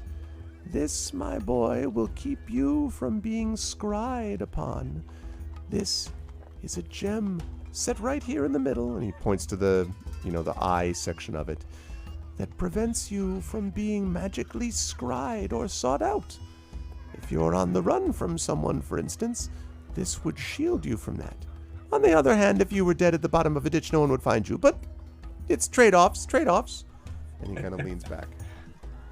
So that's very interesting. So if I wear this, someone couldn't magically find me, basically. That's right. they would have a difficulty doing so, at least unless perhaps they cast a wish or some high-level powerful spell. Of course, these do tend to be things that people will notice as well. If you're not careful, they might also want to know why you're wearing something. Why bother to hold something preventing you from revealing secrets if you don't have any secrets to reveal, if you see what I mean? Yes, I understand that. Would you be in the market I have to... no secrets. Yeah. Certainly. If I had no need for equipment like this, how much do you think this would be worth? Oh, goodness. And he starts to well, I'm not really in that line, although, well, I could imagine several places. And he starts doing some calculations basically in his head. I have a guy. What? No, really, I do. I actually have a contact from way back. Okay. Let's see. So, 1 second. Salsic, how much do you think your guy will pay for it? You'd have to see him, but he offered money for artifacts of note or power, and something like that I think someone like him could definitely find a market for. So this is an amulet of proof against detection and location. That's the mechanical version of what this is. Thank you. And so while wearing the amulet, you are hidden from divination magic, and you can't be targeted by such magic or perceived through magical scrying sensors. And as far as what it's worth, you would have to go check it out. It is a magical item. It is not, unique. There are other ones like this in the world, but it's definitely rare somewhat. And so it might have some value on that level. Thank you for the follow, Bandicoot. Only the wearer, not AoE. That's a good point, Stelio. Yes. Only the wearer. Yeah. An invisible, unscribable party. Here we go. Exactly. Hey, fantastic. Oh, I never saw them coming. When you say over, those I damn say kids in that orc. You say over, I say powered. Overpowered. Yeah, no. Yeah. So. Okay, thank you. I appreciate that. I put the amulet back in my pocket, and I take the gold. I'm presuming he's giving me just gold. Yes, he's giving all of you the gold that is required, and then he also says, and you, my dear, and he points to you, River, and he says, I can't help noticing that you have something glinting there on your cloak. Now, this is the Harper pin. Now, if you wanted to say you had that constantly concealed, that's okay with me, but I assumed that you had it. River doesn't have that sense of self-awareness. I thought so. He says, now that is very valuable. Also very valuable for those who might be interested in the presence of, a Harper. Oh, are you a Harper too? Are we part of the same club? No, the Harpers are not really about profit. I am not a Harper, but I know many Harpers. I have given money to, I have bought from and sold to many Harpers. And the one thing is that the Harpers do know the value of trade and barter, I suppose you might say. But I was going to say, I have been looking for more pins of this kind, and I could provide you a very convincing substitute. For something pure silver like this, I might be able to give you, it would be in the 4 figures, if you know what I mean.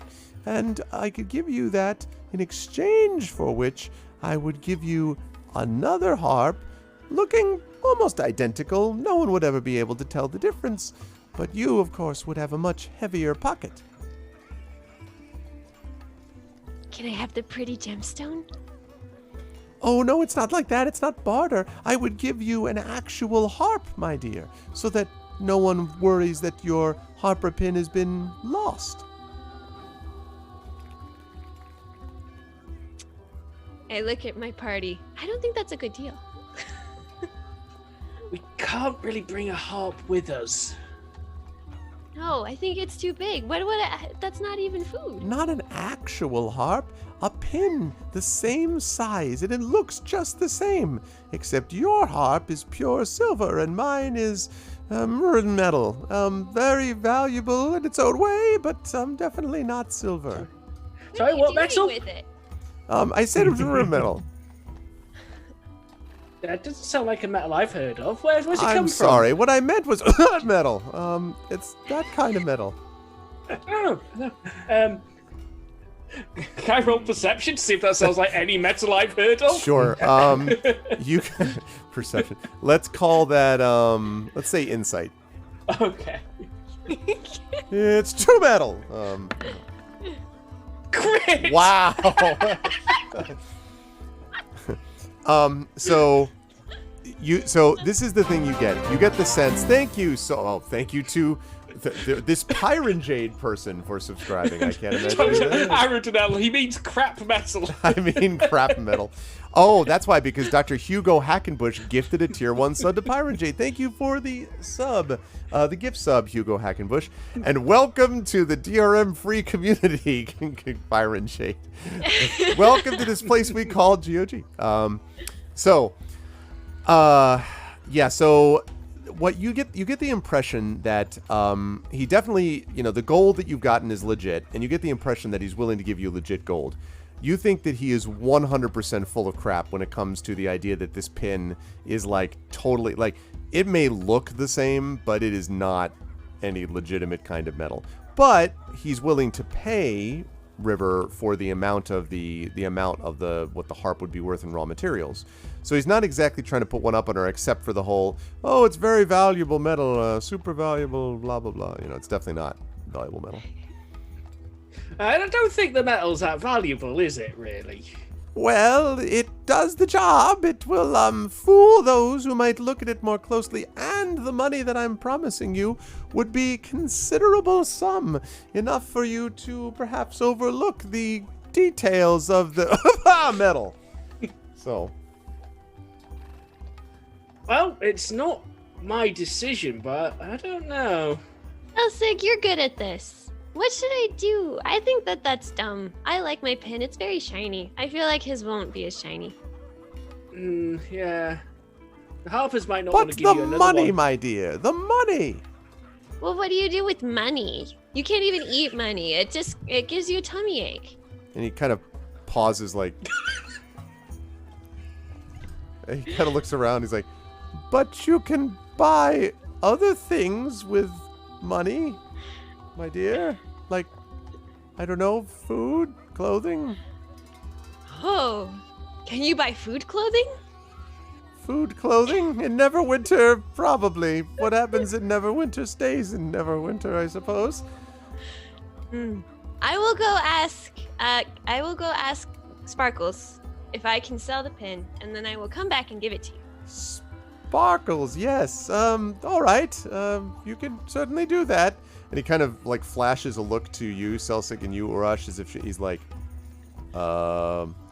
just watch after her. He's like, all right just then. 100% serious face. I'm just dead facing him. Just definitely ask Sparkles. And Sparkles is good. So he sort of shrugs and he says, In Sparkles we trust. Well, very well.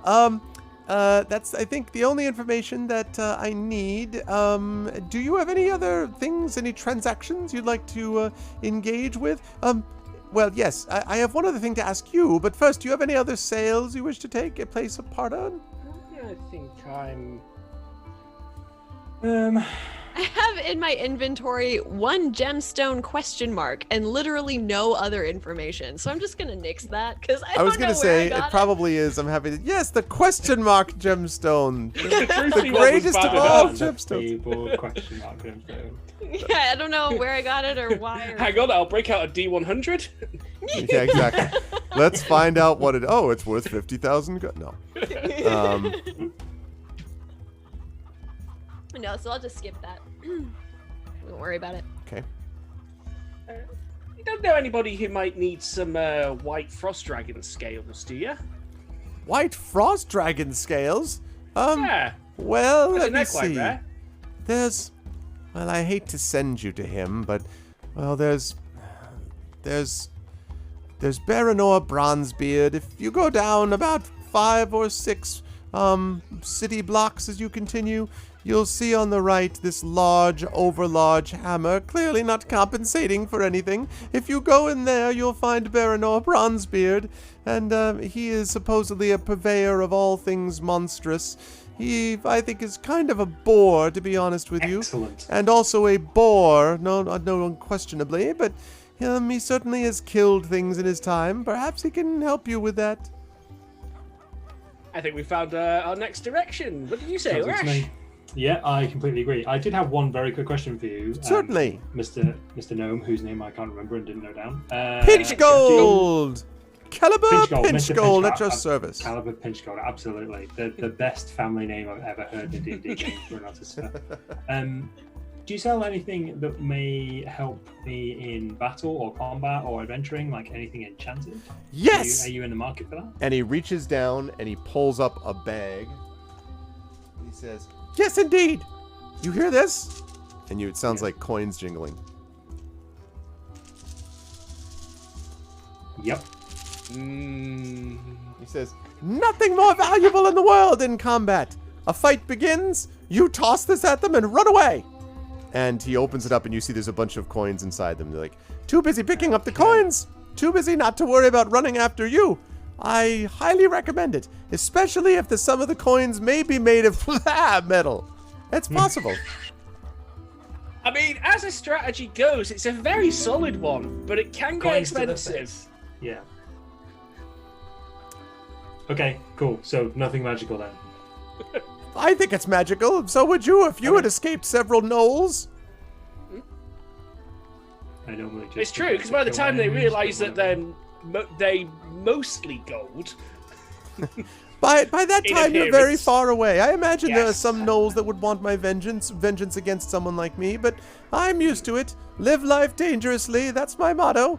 And always carry a bunch of coins made of metal. Live life dangerously and be faster than the closest guy. Indeed. I just look at Celsig, I'm like, hey, wait a minute. Well, Wait a second. Should we Yes, closely examine the coins? Are they actually made of chocolate? He says, oh, the coins I give you are just simple silver, my dear. I'm afraid I don't have enough of the metal to give you any of those coins. So, especially since you turned down my perfectly generous offer about your pin. But the coins that you have are simply pure silver.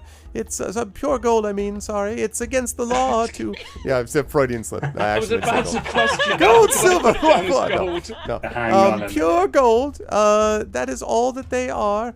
I wish they could be more interesting. Nothing more valuable than looking at metal on an evening. But no, these are just gold, the drudge twixt man and man.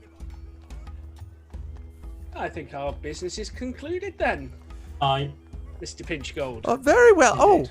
Before you go, I did want to say, I am looking for, well, gems of special magnificence. I am in the process of expanding my stock, as you might be able to tell. And I do need to make some of those payments back on, and he jerks his thumb over towards the motionless statue, whatever it is. And he says, so in the meantime, I'm trying to build up my stock, and I have several buyers who would be particularly fascinated in any kind of exotic gems. If you happen to find particularly large diamonds or rubies or even ones that I haven't seen before, striking, unusual ones, well, bring them back to me and I will pay you handsomely, either in gold or in metal. It's up to you. I've always got my eye open for a nice gem, so I will bear your offer in mind. Excellent. And remind everyone, tell them all, that you got yours at the Faceted Gem. Well, indeed. And he nods to you. And as you walk out the door, you can hear him going, well, blast, now where did I put them again? As you're walking out the door. Let's just leave. I'm going to cut back to Greta here before I jump back to the three of you. Greta, I know you were heading back to the rendezvous point. And I guess we should have arranged this before. What is the rendezvous point for you guys? What were you planning on doing? Arrange one. It's the big statue on the Outstanding. marketplace. So you're going to Yeah. pick a rendezvous point. What kind of place would you assume that people would head to, Greta? No, we totally talked about this. We're all sure, we all know where we're gonna meet and at which time. Yeah, 100%. Why don't you remind us? Yes, what was that I'm time? doing. That's what I'm doing. So we're meeting at 7 p.m. at the big statue on the marketplace. That's it. Yeah. See, I thought it was 7:15, but I mean that's fine. Yeah, Okay. if they're a bit tardy, I can totally Yeah, understand. exactly. Thanks. I'm glad you appreciate that. All right, so you're gonna head to this statue. Yes, Okay. but before I do, I will ask my fellow cultists about resurrection scrolls. Okay. Did you just say your How do fellow they work? cultists? She No, did, I did yes. not. Yes, she did.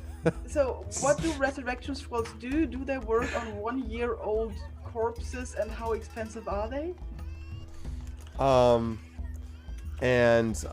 So you explain that, or you explain that question. They say, I guess so. At this point, I assume you'd be talking to the person who was the formal-looking Yes. person. And okay, and he says, so that means you're gonna have to wait around about 20 minutes for him before that. But I mean, assuming you're willing to wait for him. Yeah, as long as I'm not late, because being late is not okay, I will wait. He says, as you're talking about it, he says, well, certainly a plain raise dead scroll or spell will not do the job. Raise dead has to be much more recent than that. If you're talking about something larger, you're talking about resurrection. And there's two significant parts to it. The first is that it is a very high-level spell. It is not easy to find, but we do allow someone, we have a scroll here which might actually fit that description. The problem is that in the process of casting it, this spell, Resurrection, does everything. It neutralizes poisons, cures normal diseases, it closes mortal wounds, restores any missing body parts. But either way, coming back from the dead is an ordeal, and when one is all the way back, they will be affected by it. Moreover, the person who uses this scroll is deeply taxed by the effect. And the mechanical effect of that is that when you use this resurrection scroll, until you finish a long rest, you can't cast spells again, and you have disadvantage on attack, ability checks, and saving throws until you have a long rest. Because it's a lot of work to bring back someone who's been dead longer than a year. That said, they do have these scrolls available. If you were to cast this on your own, it would normally cost you'd need a diamond worth at least 1,000 gold to be able to do that. But with a scroll, which covers that part of things, this would be, give me 1 second here. Let's see. So, okay. So, he says, well, there are two possibilities. The first is that you would have to give us a good deal of gold. We have few of these, and they are complicated and difficult to put together. We would ask, in exchange for this, a 3,000 gold fee. That is one option, 3,000 gold, and you can buy the scroll outright. There is, however, another smaller matter. And he kind of looks a little uncertain of himself. Yes? Well, you see, it's a little... It involves a personal financial matter with the church.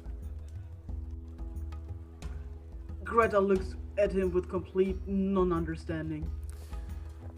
Well, you see, when this church was built, Fultus's faith was on the rise. There was no difficulty in finding money or resources to pay for things.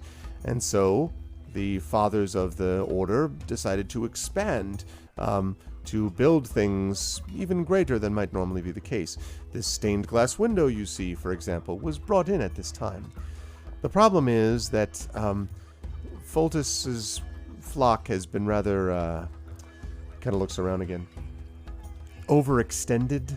There are fewer of us than there used to be, and money It's is... all about quality, not quantity. Yes, I completely agree with you. But you see, the leaders of the faith do not agree, and they have asked each branch to send them more money each month to account for expenses. The problem is that whatever decisions they made, whatever problems they're having, those end up falling on the smaller churches like ours. I can only pass around the plate so many times. We don't have the largest congregation. And so we are short in our quota. Essentially, what we've been told is if we do not come up with the rest of the money soon, well, we may be forced to scale back our services or even close. And so we are looking for alternatives. Some way to send the funds that are needed. And optimally, of course, would be to send more funds than are needed so that we don't have to go through this every month. But that amount is going to also be considerable. So the question is whether one might be willing to convince the authorities to decrease the property taxes that we pay, or perhaps to persuade those to be more generous in their donations, or if you had some raw money, just raw funds, that would also be of value. But those raw funds are fairly close, I am afraid, to the amount that it would cost to simply buy the scroll outright. It would be basically $27.50 or so of direct gold. So you can buy the scroll from us for 3,000 gold, or you can give us 2,700 gold plus a couple of material gem components to help in our negotiations so that we can get money. Or you can, rather than paying us anything, talk to both parishioners and our creditors to convince them to be less difficult these next couple of months with the rent and taxes, so that we may send that extra money to our main building, the main headquarters of our faith. Greta stares at him as somebody who has been listening intently, but still has no clue of where this is going. Well, I'm asking whether you might be willing to speak to some parishioners, or as a religious figure yourself, perhaps talk to them about the importance of generous giving. You have a compelling life story, and frankly, you might impress them more than me because, well, they've already heard from me so many times. If you were to ask them to be even more generous in their love for Foltus, then perhaps the donations might be greater, the offerings might be larger, the money might be more, and I can get the church fathers off of my back, if you understand what I mean. Or perhaps you could go speak to the government officials who want their rent from us and ask them to be more lenient in payback terms, reduce the amount that we have to pay for rent this month. That would make it also much easier for us to send more money to the main headquarters of the faith. But this all doesn't sound right. It's not right. It's terrible that Foltus's church might be closed. I'm glad you understand the value of this position. The only thing to do is to keep it open. In the name of Foltus. Greta looks at, you can see like Greta is not of the bureaucracy at all. And so she's like, but why does the main church take money from you? Well, they have their own resources, but what is our job? To give money to the main source of all of our faith. The main church is the source of our faith. We are a branch. We are simply a branch of that main church. It seems like a reasonable, not like business proposition, apparently. I don't know. I'm just the local priest here. But they're on me for this money, and, well, it's going to be difficult. But if I had 3,000 gold from you, or for this scroll... 3,000 gold. Well, then, if you could just convince the parishioners, or convince the government officials, then we might have a better... Why are we even renting? Well, that's a good question. I've wanted to buy this building, but it's expensive. Rent in Neverwinter these days, in this economy, in these troubled times, it's very difficult. And he says, mortgage rates alone are impossible. I've thought about refinancing, but never mind that. I'm very sure that all of our parishioners are already giving what they can. I cannot believe otherwise. Well, some of our parishioners, have considerable resources. I'm sure that some of them would be capable of giving more if they could be persuaded of the importance of this situation. I have a ceremony. I gave one of them, but there are 2 ceremonies that get done on this day. One midday and one this evening. Now, perhaps if you were to return this evening and gave the sermon yourself, you could perhaps encourage in your sermon the importance of very generous, extremely generous gifting in this time of troubles. What kind of services would be cut? I'm sorry, what? That would be what? You said if you don't have the money, you would have to cut services. Yes, I might have to. Well, we might not be able to keep the church open as long. It might be difficult to house the homeless as we often do. We provide clothing sometimes to poor children whose clothes themselves are too ripped and torn and let in the cold. We do a lot for many people in this community, but even though man cannot live by bread alone, he certainly needs bread or he can't live without it either. We need resources to help our community, and we don't have enough of them. It used to be that the main church sent us money, but lately, because of these issues, we've been having to send them money, and that's made things difficult.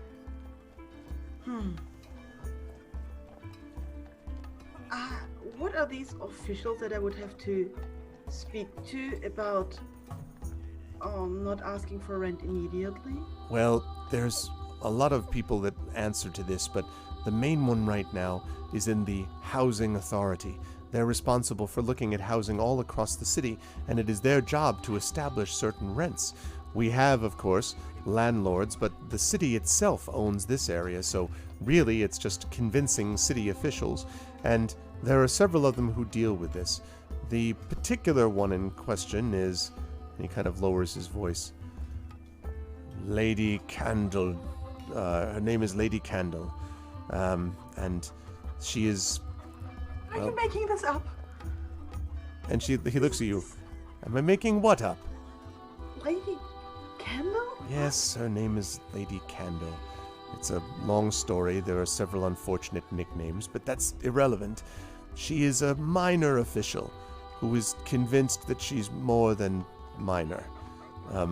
She likes to discuss the strength of her position. She lords it over us, I guess is what I mean. And I have been to see her on many occasions, but Lady Candle will not take no for an answer. She refuses to allow us to stay, even to give us an extension on our rent. She says that it is our fault, that the city also needs money, and she demands payment. I cannot pay her and pay the main branch of my church. I'm troubled by all of this, brother. I have to admit that our main branch should risk us closing these very valuable services by asking us more money. I agree, but times are difficult all over, sister. Part of it has to do with the attack of the giants. Neverwinter has had to increase, apparently, its resources, and that's made it more difficult. I will ponder this. You said there's an evening and a morning service? Yes, the evening ceremony will be tonight, and I believe it is 3 hours. Yes, 3 turns of the clock. And he points up. Right now it's about maybe 4 or 5 o'clock, so basically it looks like he's looking at like 8 in the evening would be the time for this service. I'll ponder this, Father, and maybe talk about with a friend who knows a bit more about money than I do. And right now I don't know what to do. If we have a contract, we should fulfill it and pay our rent. I'm just really bothered by our main branch being so inconsiderate. Is it the main branch here in the city? Yes. You should be able to find them. If you were to go straight up into the central district of Neverwinter, there are a set of large cathedrals and churches which you can find there. Many of the city's main religions are to be found there. Ours is right next to the Temple of Lathander. Thank you. I'll consider that. Maybe we're going to see each other this evening, but I'll have to think about this. Very well. I appreciate any help that you can give. In the meantime, we'll hold on to that resurrection scroll for you. Thank you. Just between us, is this necromancy? He says, well, there is a version, I suppose, that might call it necromancy, but that certainly has not been the way that Foltus has imagined it. In this case, part of the reason for the expense is that you're bringing back both body and soul, uniting them. In that regard, it is more of a return to the cycle of life than it is engaging in the dark arts. Certainly, Foltus would not in any way whatsoever approve of the dark arts, but returning someone to a cycle of life, especially if they were taken from that cycle before their time, well, that seems reasonable. Well, still ripping somebody from Foltus light, I'm not sure. Thank you, brother. And I scooter off. And he nods. All right, as you're scootering off to this statue previously mentioned, I'm going to jump back to the other three, Celsu, Garash, and River, who are now heading to this... where are you heading next, actually? Are you going to that... yeah. Aranor Bronzebeard, I think, was the direction. Yep. Ah, Baranor Bronzebeard. Big and bladed. Okay. So you go down probably about 4 or 5, roughly, is what he said, city blocks. And then you can actually see this, or really hear this first, because the first thing that you hear coming from over a crowd is, outrageous! You'll feel the pain of my blade first. There's this loud shrieking from down the street, this bellowing voice, and then you hear this rah, rah, rah, rah, rah, and people like sort of, cheering and stuff, and then you hear kind of a like people clapping. And as you get closer, you can see that there seems to be a circle of people that are gathered around what looks like 2 people. You'll have to push your way through to see more closely, but 2 people in the center. And this seems to be in front of a place which has a picture of basically a sign with a very well rendered painting of a beaming dwarf with an enormous beard, just like this big bushy beard standing there, and with a very forced kind of smile on the sign. Like that. Staring out above this rather large place, actually. And the place itself, even from a distance, you can see as you get a little bit closer, there are what look like, scales and beaks and like a whole bunch of stuff hanging from the eaves above this place. And on the sign, you can see that he's got this smile, and as you get closer, you can see that the lower part of him has him holding up the head of some severed head of some terrible thing. Might be like a griffin or a Medusa or something like that, doing that, with a smiley face. So there are these 2 right in front of this store. There's this circle of people that are chanting and clapping around 2 somebodies in the middle of the circle. I think we found a place. Yeah, I try and see what's going on. I kind of I say shuffle my way through, but I'll just shove people out of the way. And River, you're following with those 2? I just scooch through people's legs. Okay. So as you kind of push your way through, you finally can see what this is about. So there in the middle of the square, you see this man who is holding up what looks like essentially 2 pieces of what looks like maybe a dragon scale. And he looks to be, fairly well dressed. And he has this shock of red hair, a red beard, human. And he's standing up holding these 2. And he's glaring at this dwarf. Now, the dwarf looks very much like what you saw on the sign. The now this dwarf, now you've seen dwarves of all different kinds. This dwarf looks as broad as he is tall. He looks kind of like a bowling ball, okay? He just looks like this huge, stocky, and he's got this enormous beard, and he's staring him down, and at the moment, he's glaring at him, and he has this, he's wearing this leather, and all over the leather, on every part of the leather, he's got teeth, what might be eyeballs, claws, he's just covered in what look like monster parts, monster paraphernalia, monster everything. And he's glaring back at the guy, and he says, I said again, outrageous. Now, this guy's voice, I'm not going to keep doing this, except every time I yell, imagine it's 5 times as loud. This guy's voice carries a mile, right? And he's bellowing up at this guy, and the man says, and I'm telling you that I bought this from you, and it's a fake, a forgery. This man is a hoax. And so the people are clapping and chanting around him. And he says, no one accuses Baronor Bronzebeard of being whatever you just said I was. Let me tell you, laddie, that was a frost dragon scale when I gave it to you. Now you bring back something that you've made up and pretend that it's what I gave you, so I'll give you your money back. Well, it's not gonna happen. I can snap you in half, and I will. And he says, I'll snap you in half, and I've brought these people to prove it.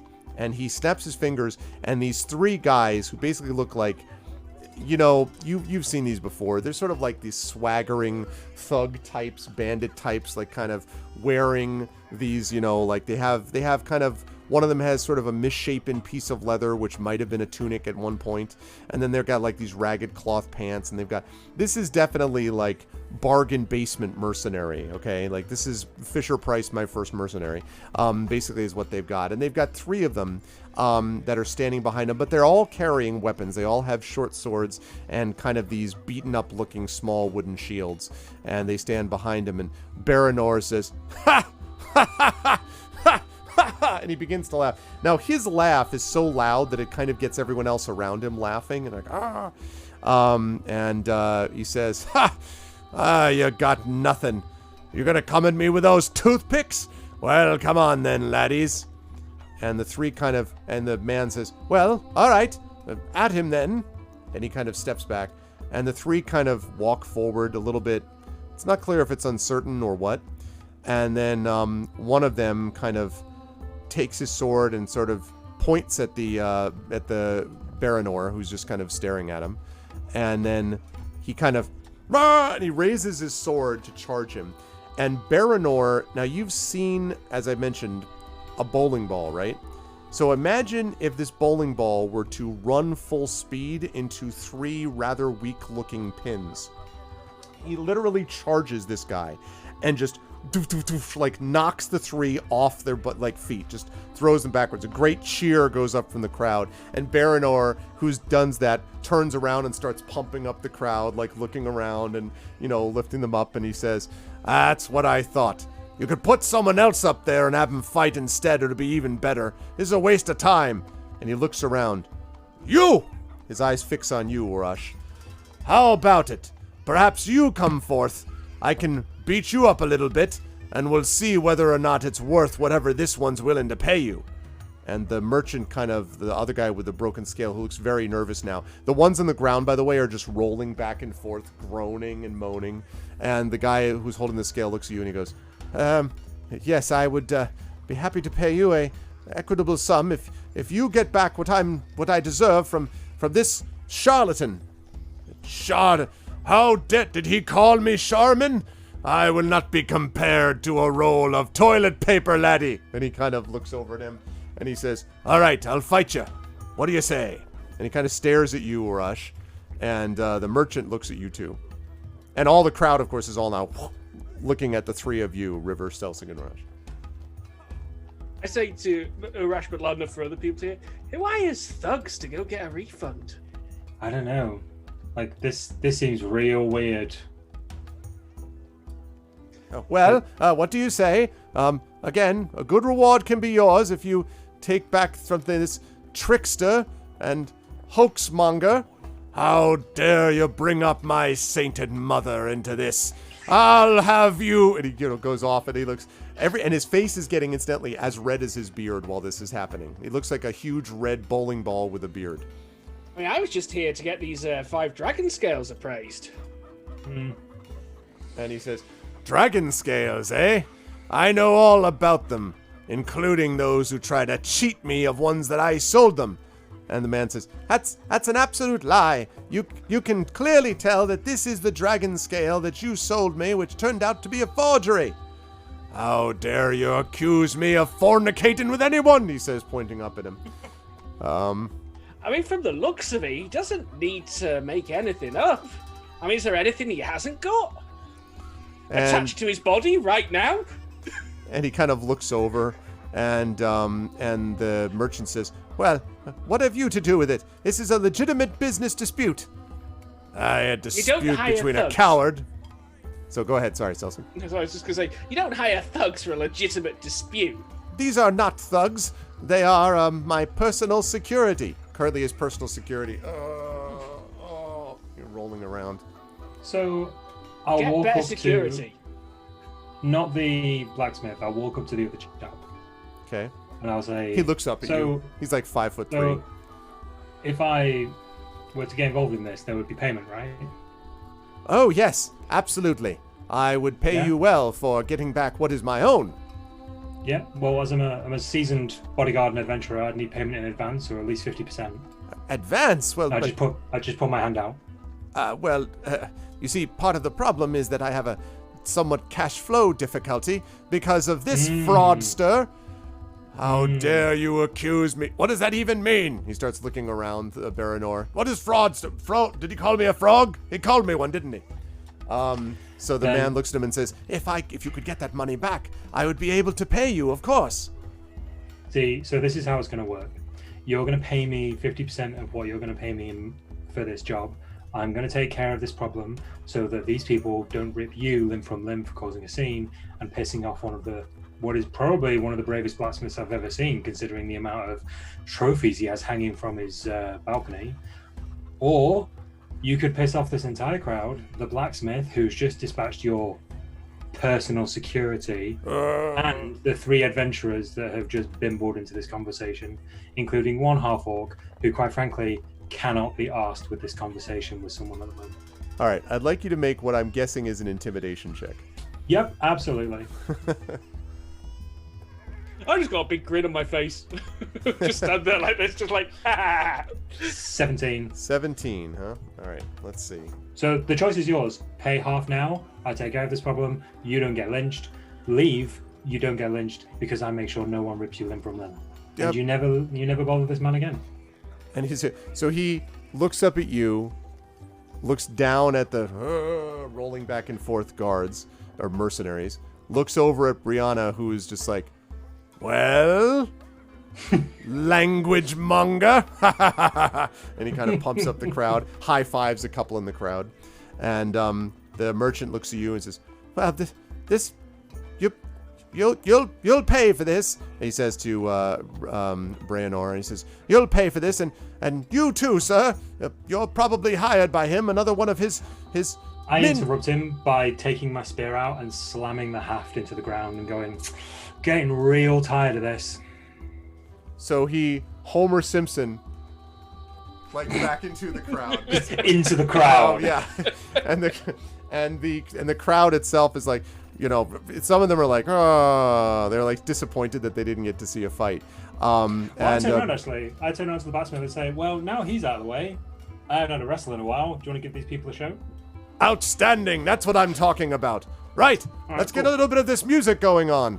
And, take it all bets. Take it all bets. All right. So yes. So he turns that off, again. and he fires up. Let's see. Give me. I need something better than that. Let's go with a little bit of this. Wait, maybe this won't work. This may be the wrong one. Oh yeah, perfect. Absolutely perfect for this.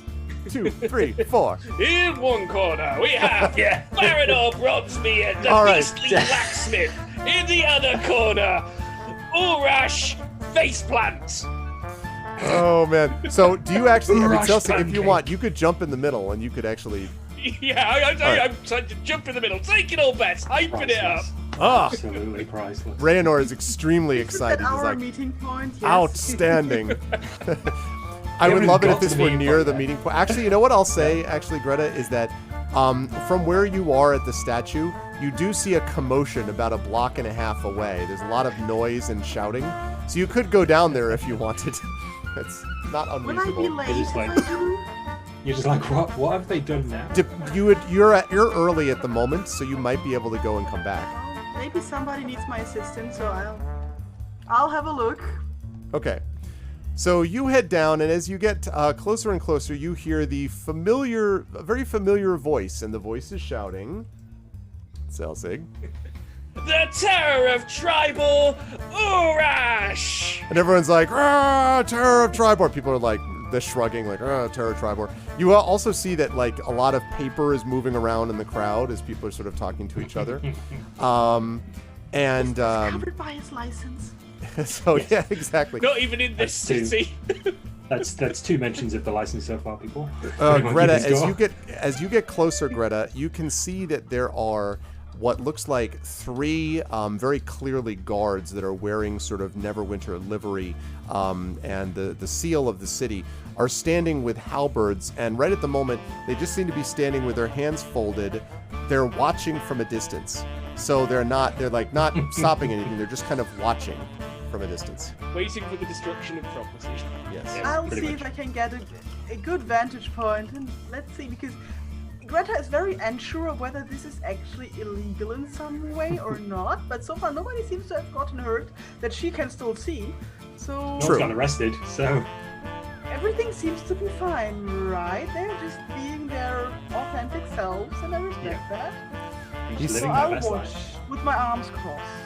All right, and he says, okay, so you're gonna watch them. As you're doing that, River, River's not there for long.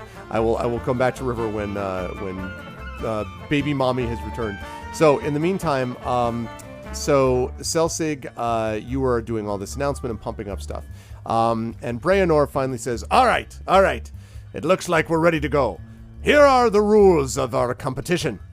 So, I and this brave fellow over here are going to get involved in a little 3-fall attack. We're going to wrestle. No permanent damage. That'll be for later, eh?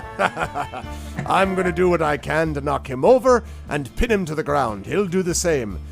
One of you, and he sort of points at you, you can be the referee if you want. He points to you, Celsig. He says, if you do something wrong, I'll rip your head off. And he goes back to you, Arash, and he says, I believe him. And he says, 3 falls, the best of 3. The first one to 3 falls wins the competition and gets to laugh at the other person loudly. Plus, perhaps other things. We'll consider what goes there. All right. And first drink is on the loser. Yes, I'll agree with that entirely. Nice. All right. Everyone ready? And everyone's like, I take my equipment off, like mace, spear, everything.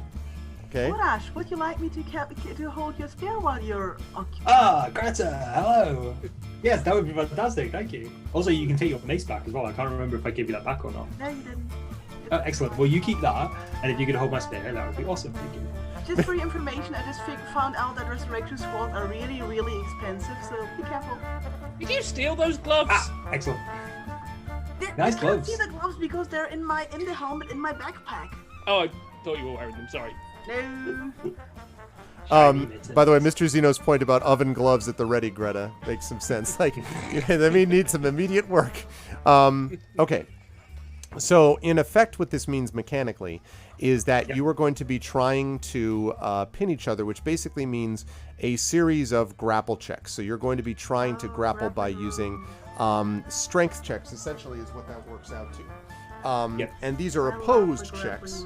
So, as you're in the process of trying to grapple each other, the winner each time will be able to throw his opponent to the ground. However, this is a particularly important point.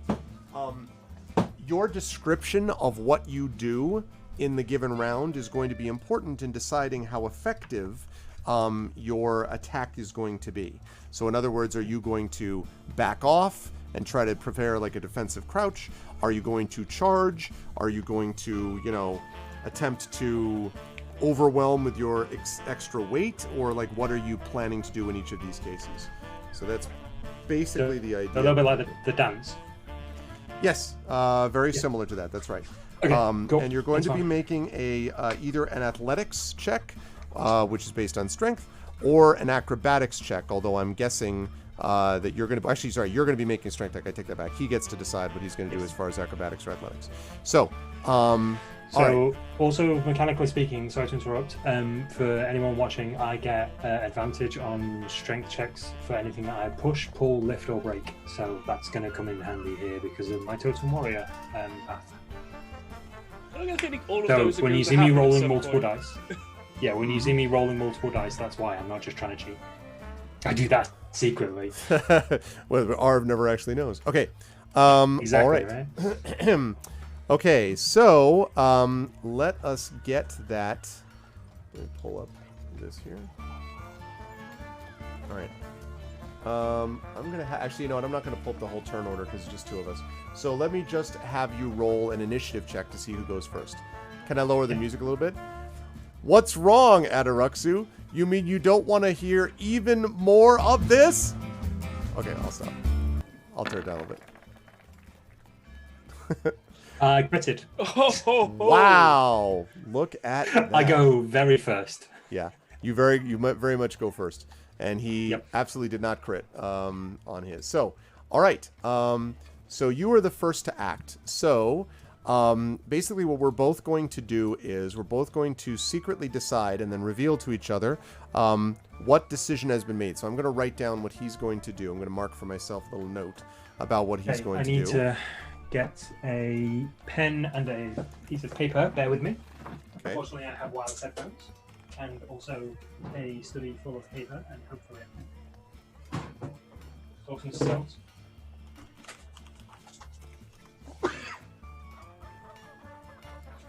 No, I understand, Adaruxu. I understand. I was joking. And thank you for telling me. I didn't want it to be too loud. So, I will write down a move.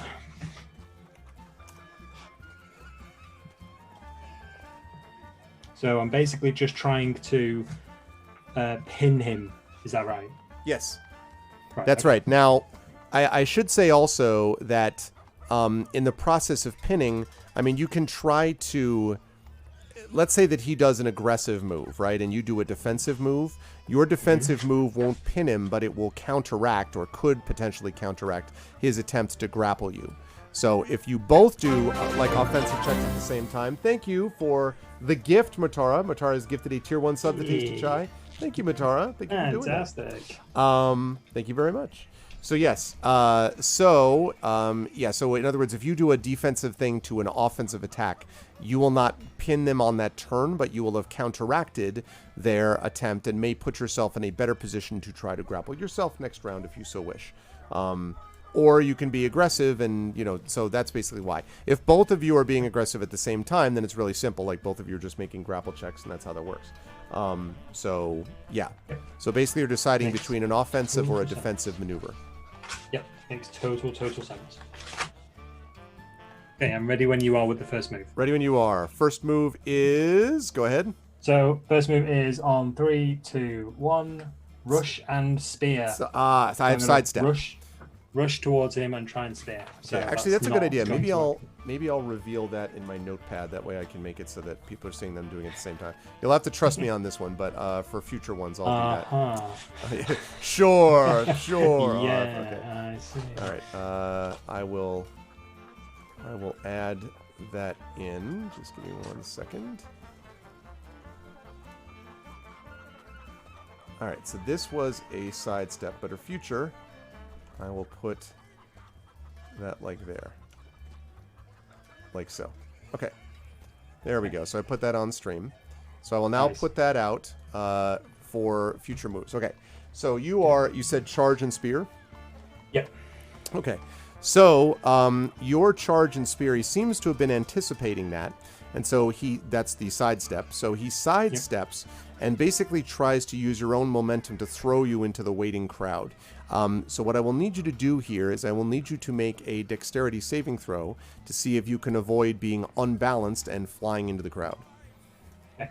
Dexterity saving throw coming up, sir. So dexterity saving throw. That is 16. Okay. So yeah, you do go flying towards the crowd, but you manage to just stop before, like the crowd gives you this panic, like the person who's at the front of the crowd, and you stop like just shy, and Breanor laughs. I like it. Well, come again. Okay. So now you were at the edge of the crowd. He's still more or less where you left him. And all right, and this time I have written it so that we'll be able to reveal at the same time whenever you're ready. Okay, yeah, and second move in 3... Oh, hang on. I haven't got my camera up, so I don't know if I'm showing this right. Okay, 3, 2, 1. reposition and a low guard.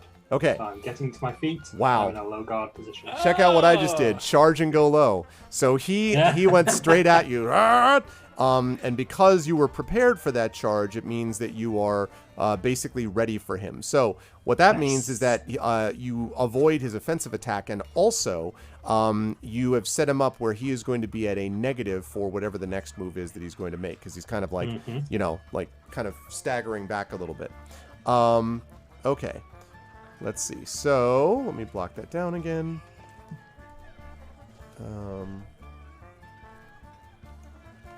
So at this point, he's gone in low, but I've almost countered his. Right. Going So in he's low right with next my to you block. now. But you prevented him from grabbing you. Okay. Let's see.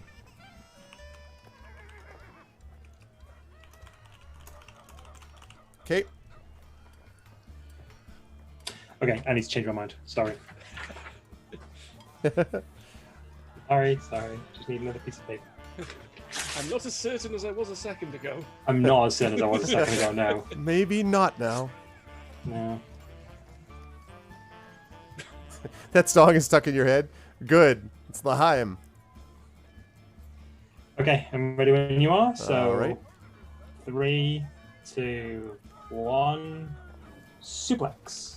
Okay, so this is interesting because he comes up and tries to grapple you around the waist. So Right. as he's coming up trying to He's grapple around my waist.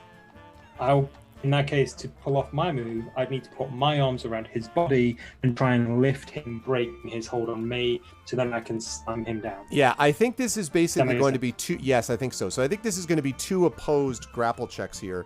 The benefit for you is that he's going to be doing this at a -2 because of what happened last round. So he's going to try to grapple you. You're going to try to grapple him. And basically, if both of you succeed, whoever has the higher margin of grapple will end up winning. So, So just remind me how to do a grapple roll. So grapple is going to be a strength check or athletics that you're going to be making. Is it checks that I get? Yes. Checks, yeah, not saves. So I'll be rolling this one at advantage.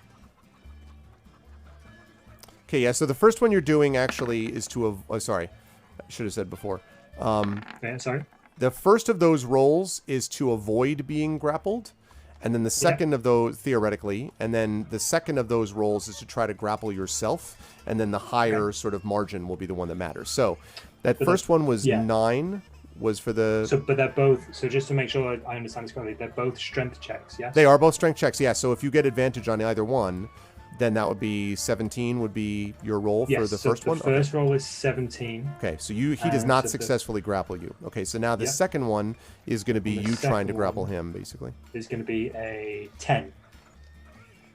I'm really not sure how I rolled that low, but... Oh, wow, okay. Yeah, exactly.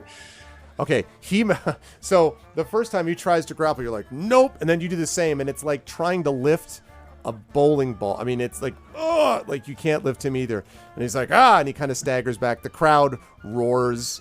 Greta, the guards seem to be, one of them has a smile. They're kind of, poking one another in the side. The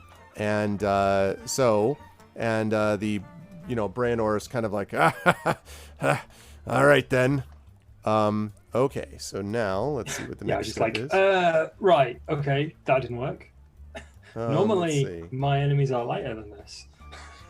Yeah, he's a big dude. I mean, he's just he's a wide dude. He's mostly wide, Yes, exactly, right? I've had towers less tough than this. It's like grapple him around the waist. Where's his waist? What is waist? What does that mean? Grapple him around the everything, yeah, just... Okay, so let me think. So we're currently in a position where we're kind of both trying to grapple each other, correct? That was that at the moment, yes. Now they may try to do something different, Yeah. Okay, ready when you are. Let me just get my camera up so I know I'm facing the right way. Excellent. So next move in 3, 2, 1, sweep legs. Okay. So what he does is, as you sweep the legs, he slips around your back. So he slides around your back. So you're like, hoot. And now he's actually given himself a little bit of an advantage on this next attack because he's now behind you. So he is now behind you for this next move. And so you will have to consider that well as he prepares, because he will be in an advantage. Not he won't necessarily be rolling at advantage, but he will have a benefit to his next check. Yep. That's fine. More paper. I really should have used Post-its for this. Later on, your wife's like, "What happened to all our paper?" I'm like, "Well, we used all of it." Absolutely nothing. Yeah. I used one piece of A4 paper for each move. I just tore it up into very small pieces. So I want to end this.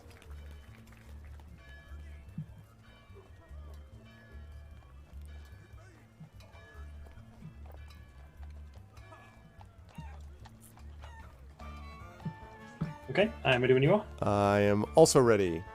Awesome. So let's move in 3, 2, 1. I'm going to try and backflip behind him. Okay. Now this is interesting. You're gonna backflip over him. Yeah, Okay. I'm going to backflip over him. He's going to try and suplex me, right? Yeah. So actually, I'm not sure that helps you. Because if you think about the motion, he's like literally like, "Thank you," like he's gonna take you. Yeah. If he can grab onto you, it means I think he's gonna be able to bring you down. So he's gonna make a dexterity check then. Mm-hmm. And we're gonna see what he does. Oh wow, yeah, he did very well on that check. Okay, so I think at this point he is going to grab you. Now I'm going to give you an opportunity, a dexterity check, to basically see whether you can, to see whether you can stay from being grabbed by him. But this is not strength; this is dexterity on this. Yep, dexterity check 17. Okay, yeah, that's not going to be enough. So he grabs you. So you're like over his head, and he's like, "Aha!" And he like grabs you, and then brings you down on your back. There's a sickening crunch. You're going to lose 4 hit points from that.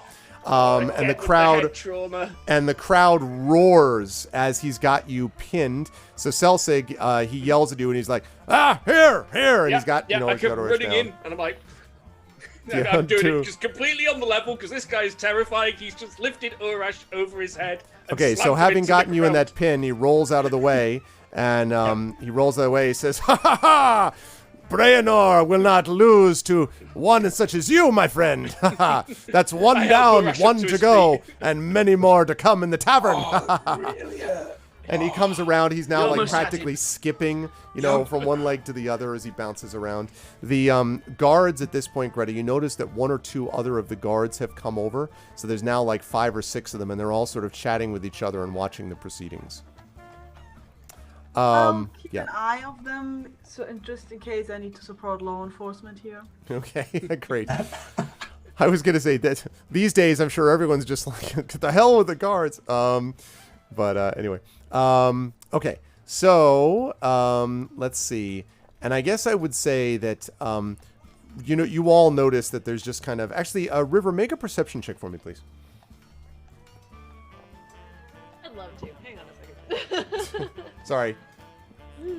Oh no, it's not even your fault. Just someone is really excited about the microphone. Yes. It is really exciting. It is really exciting. We all get excited by the microphones. Woo! Oh, oops! I hit the wrong button. Let me try again. That's not +7. It's +2. Jeez. There we go. 19. Okay. Okay. So, yeah. As you're sort of watching this, River, you hear the sound of a baby at your ear. No, you don't. You feel something. I really am so tempted to be like, you look around and you see that. Babies start like looking at you now. So you feel something in your, like someone tugging at your back or something. I flip around and examine the tugging. The person who's tugging seems to be someone rather small, and as they see you, it looks like maybe a street urchin of some kind. They go, and then they like turn and book it. They just vanish into the crowd. I give chase while screaming, "Hey! Hey!" Okay. So everyone can hear me. So you push through the crowd. Greta, you hear someone yelling, "Hey!" and you see one of the guards look over in that direction and then start moving in that direction. Okay, this is a problem because I cannot be at two places at both places at the same time. And maybe Urash will get badly hurt, but maybe River will get into really, really, really bad trouble. I run after River. Okay. So, we should say hand, you've got Urash and Selsig. On the other hand, you have River unattended.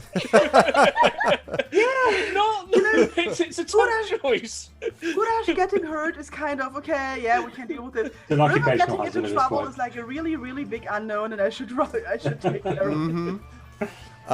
Okay, now running responsible clearly means halfling. pushing through the crowd as fast as you can because, the crowd is pretty dense at this point. Yeah, but all I'm right. also like I'm a broad-shouldered dwarf in Clerics clothes, and I'm still carrying Urash's spear.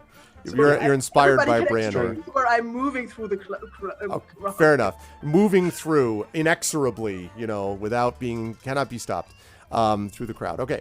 So as you move along, I will come back to River and Greta in a minute. Selsig and Urash, starting with Urash. Last you were so he let you go. He's now standing, and you guys are both essentially in the center of the ring, about maybe 15 feet from each other. Cool. What do you want to do? I have my next move ready. Okay. All set when you are. Excellent. So revealing 3, 2, 1. Backstep. Okay. Backstep. Okay. He gets into a defensive crouch. So you step Excellent. back. This is going to be exciting. Yeah. Which is probably not Only surprising. once. Yeah, exactly. It's like the first move of every multiplayer fighting game. Pretty much, yeah. Okay. I'm going to do one more for you, then I'm going to come back to River and Greta. So one more of these moves, you now know what you're looking at. Thank you, JJ1046, for the follow. Welcome to the DRM Free community. All right.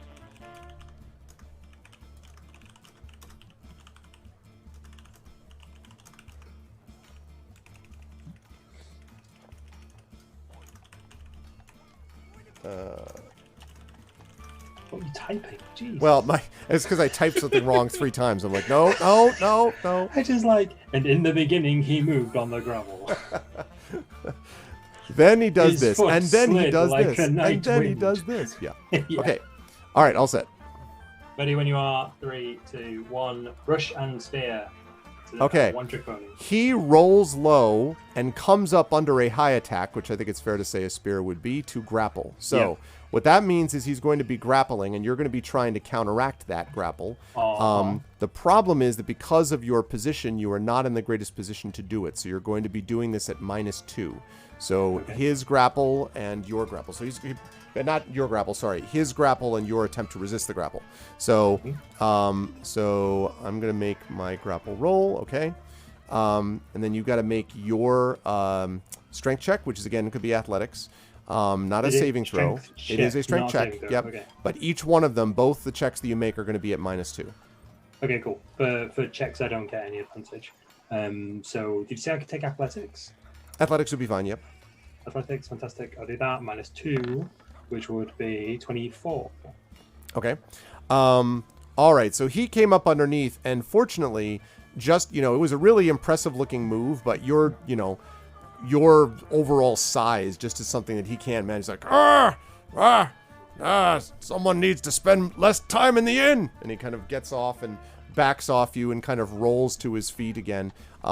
So he's now basically on one knee, facing you maybe about 5 feet away. You could be thinking about what you want to do about that, and I'm going to jump to the River and Greta. River, you were trying to chase down this one in the crowd. So what I want you to do here is I'm going to ask you to make a dexterity check. Acrobatics would also work, because you're trying to basically avoid people and rush through the crowd, and the person that you're targeting is trying to do the same thing to escape you. And I'm going to come back to Greta also with that too.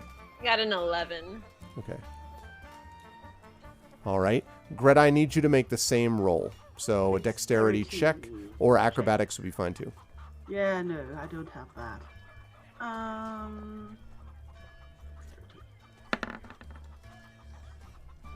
It's a 9. Okay.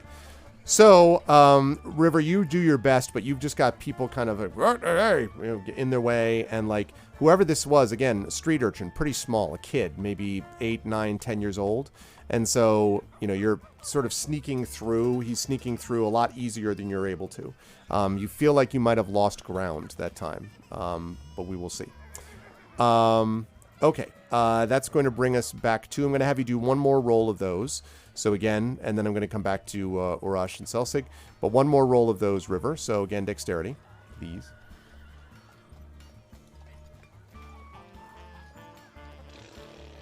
12.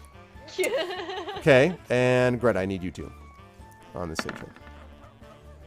10. Yep. We're both improving. You're improving, but like, and this kid, you sort of push past the last bit of the crowd, and look out, and you're just like, there's just scattered people everywhere. Like, you don't see anybody. Except, as you look to your right, you do see Greta kind of pushing her way through the last of them, and you, Greta, you see River in turn. Hey, where you going? Somebody was in my pockets. What? I check my pockets. What is missing? It doesn't look like anything is missing right now. It looks like your pocket is open, like someone was going to do this, but you don't find anything missing from it. In fact, River, you might find something has been added to it.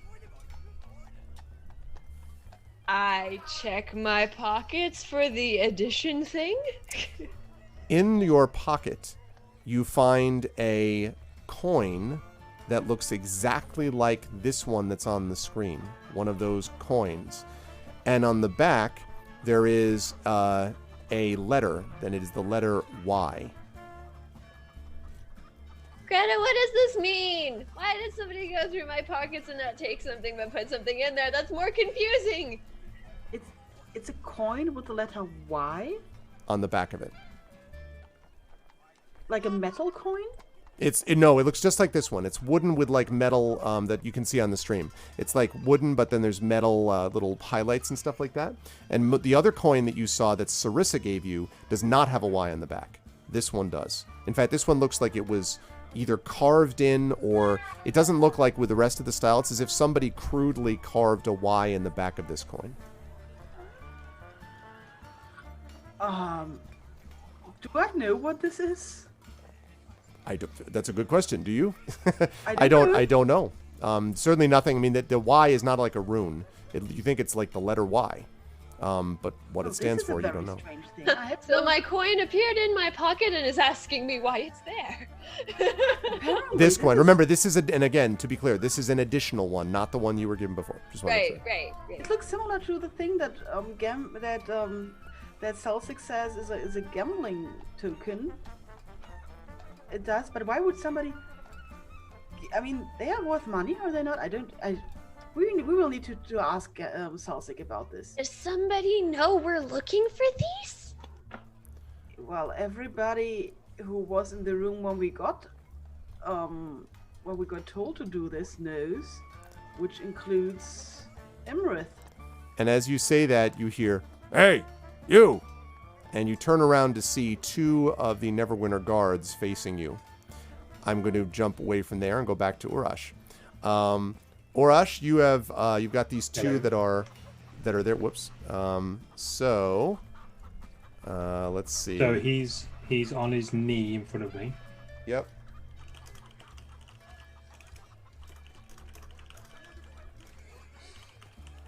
Okay. And I say yes, I do. All right. You let me know when you're good. Yeah, I'm good. All Here's right. reveal in 3, 2, 1. So I'm going to try and drop kick him and then roll him for the pin. Okay. Very So WWE style. he comes straight up to the chin and grapple. But if you're going to drop kick him and then what did you say? What was the Pin. So basically I'm going to drop kick him so he's on the ground and then scurry in for the pin. Okay. I would say that if he's coming straight up to the chin and grappling and you're drop kicking him, he's setting himself up to do what, this is a good spot for you. So I'm going to say that you're going to get +2 to this grapple attempt, and he's going to try to avoid your grapple. Nice. All my years watching professional wrestling have come Yes. all to this moment. Got to put him in the camel clutch. That's one of my pieces of paper is actually figure 4. Figure 4 leg lock. Finishes you with the DDT. Explain to me again what I'm rolling. You grapple, so you're just doing a strength check, which is either just strength or athletics if you got that. Okay, cool. I'll take athletics because I'm better at that. And 21. Yep, that's more. So you've got him. You drop kick him. He's like, "Hoo!" And then you've got him and drop him to the ground with a pin. And Celsig, I assume you're Johnny in the spot Straight there. in. So, Yeah, I'm like, go. hit him. All right, and the crowd roars, and there's like a back and forth now. People just like, so some people are chanting, "Orc, orc, orc, orc," and the others are chanting, "Breyanor, Breyanor," and some are chanting, "Bronzebeard, Bronzebeard." Okay, the both of you stand up. All right, you're facing each other in the middle. Now what? Another You move, decide I what you guess. want to I do. check they're both okay, and then scurry out the way. All right. So it's tied 1-1. Yeah. Next fall It's, wins. I was gonna say let's do next fall. Yeah, I wins. announced that to the crowd. Next fall wins. Yep.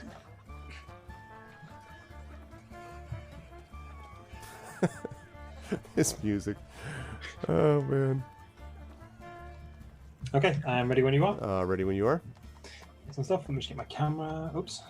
Camera things. So, veil in 3, 2, 1. I'm gonna duck and uppercut.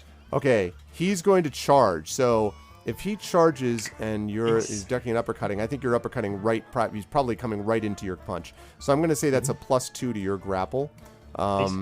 So go ahead and make that roll. I'll take athletics again if that's okay. Yep. Sweet.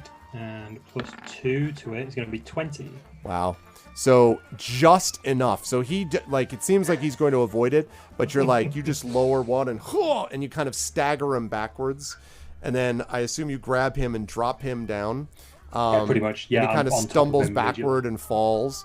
And so Celsig, if you run over and do that. Yep. So you do that, and this great shout goes up from the crowd. And it's, people are applauding. People are crying. Babies are crying. Babies are screaming. There's that one awesome GIF of the baby that does this at the hockey game. Like that's basically what that's what this is doing. So they are all like cheering, and Breyanor kind of rolls up. He has this sort of dazed expression at the top of on his face, and he's sort of I extend a hand. Well, he sort of grabs it and says, "Well fought. It's the problem. I was too thrown off by the people around. Next time, perhaps. But a win is a win. Next time. And you can have your pick of what you wish. If you come into the shop, I'll help you out. The rest of you lot, clear out. You've had your fun for the day." And so he turns around. The crowd starts to disperse. A bunch of them clapping you on the back, Urash. And as you're doing that, you find yourselves, Urash and Celsig, as Breyanor turns around to kind of bring you in. You hear behind you, let me turn off this music. You hear behind you the sound of an official sounding voice. And he says, "Hey, you're wanted too." And Breyanor and you, presumably, all of you, turn, I assume, to see that there are now a set of guards right around Greta and River and are staring at you. And Breyanor says, "Well, crap. I guess we've attracted the interest of the City Watch. But never fear, friend. You and me together," he points at you, "we can take them." And that is where we are going to leave it for our session today. So, we had a wrestling match trying to find a thief.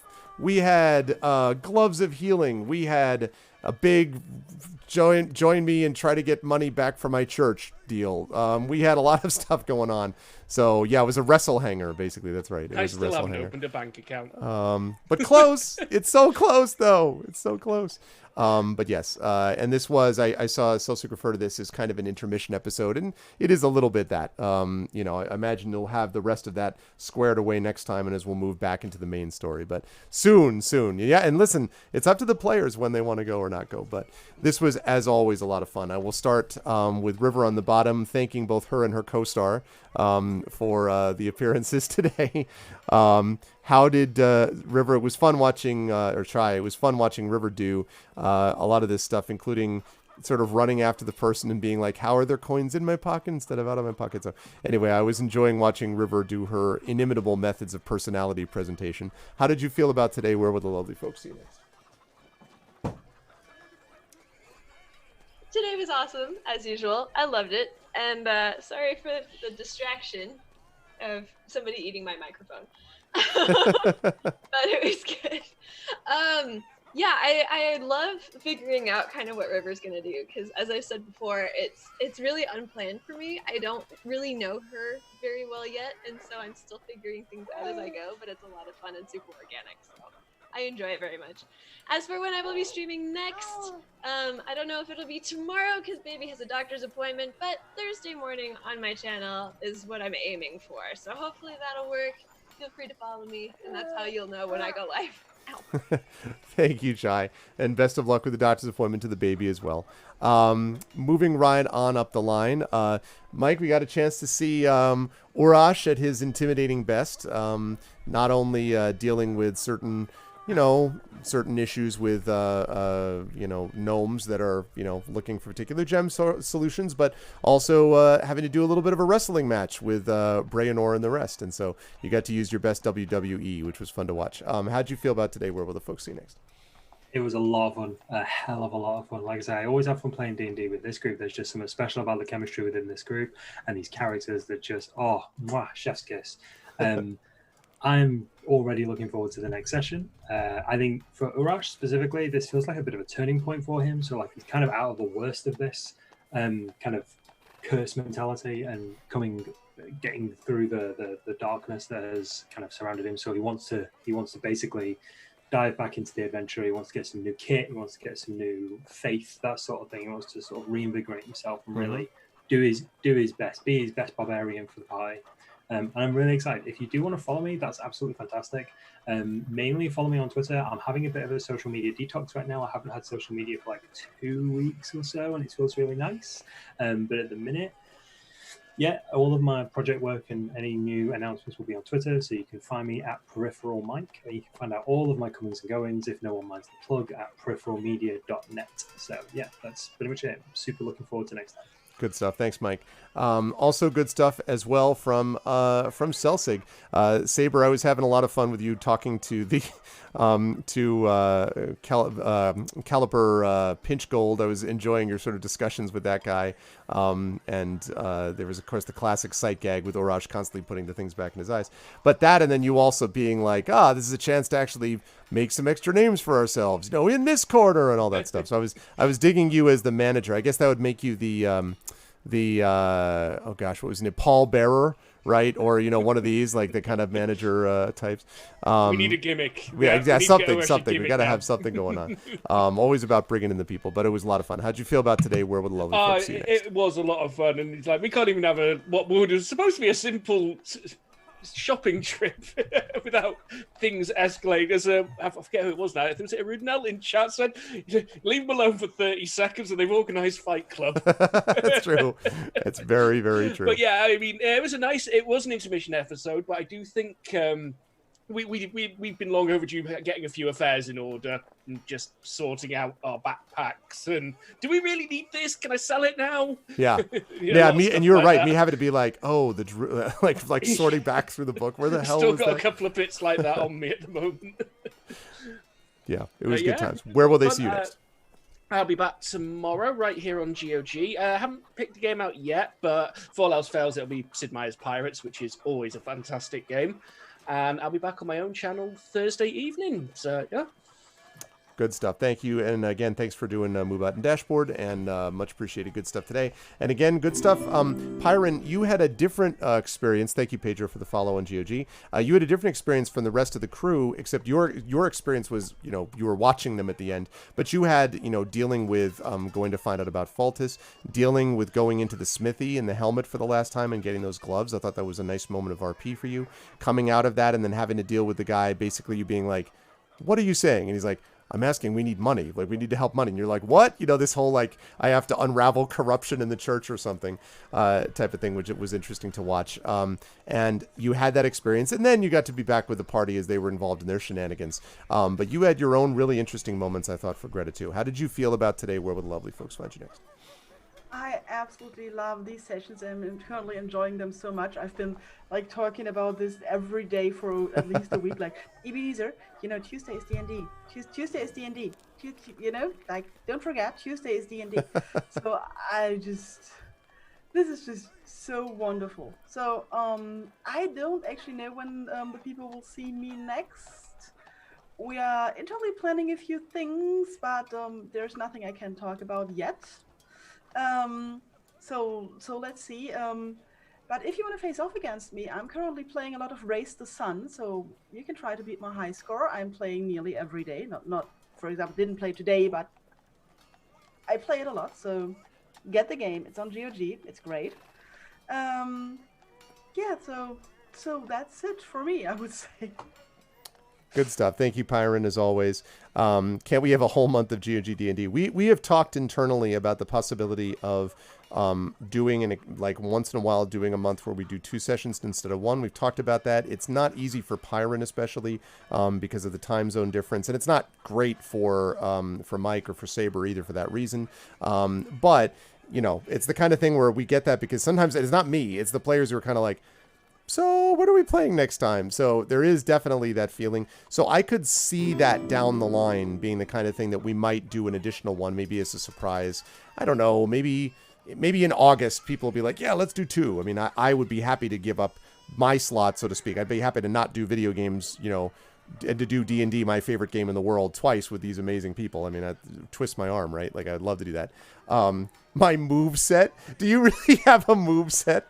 I'm very disappointed we didn't get a choke slam. Oh, that's really awesome. That's your move set. That's oh my god, that's so awesome. I love it. Anyway, but I'm going to let these people go because Pantsless Aaron is coming up, not immediately, but still, we all need to go do our things. But this was wonderful as always. Chat, can we get some love for the amazing crew of D&D with GOG? And I will see you all very soon in various capacities, but especially here back next month. Pyron Jade, Darksaber2K, Peripheral Mike, and Tasty Chai. Thanks, everybody. Much love. See you all soon. Alrighty. And that is going to do it for us. And I'm going to just quickly remove these things so I don't forget, because otherwise I'll forget them later and then I'll be frustrated. And let's see. Need to talk about Frankenstein still? Oh yeah. Listen, I am all about wanting to talk about one of the great books. One of the great books, for sure. I am always a fan of doing that. There we go. All right, so that is... Sorry. GOG intro video. You'll see that in just a moment. That's going to do it for me for today. This was really great. Again, I love D&D and I love this group. So it's a great pleasure to be able to play with them and to have more and more fun with them as time goes on. Pantsless Aaron is going to be back to us in about another 50 minutes, I want to say. I'm thinking, if that's correct. Let me double check. Oh, okay. Yeah, exactly. In 1 hour, 51 minutes. So it's actually about an hour and 51 minutes. So he'll be going on right around 9 o'clock. So you should definitely check that. And if you have any extra time after he finishes, or if you just want to check this out a little bit beforehand, right around then on my channel, we'll also be doing a little bit of Apollo Justice Ace Attorney with my voice acting team, the R Vocalists. And we'll be doing that as a lot of laughs as well. So that's going to be fun times. And I am excited for that also.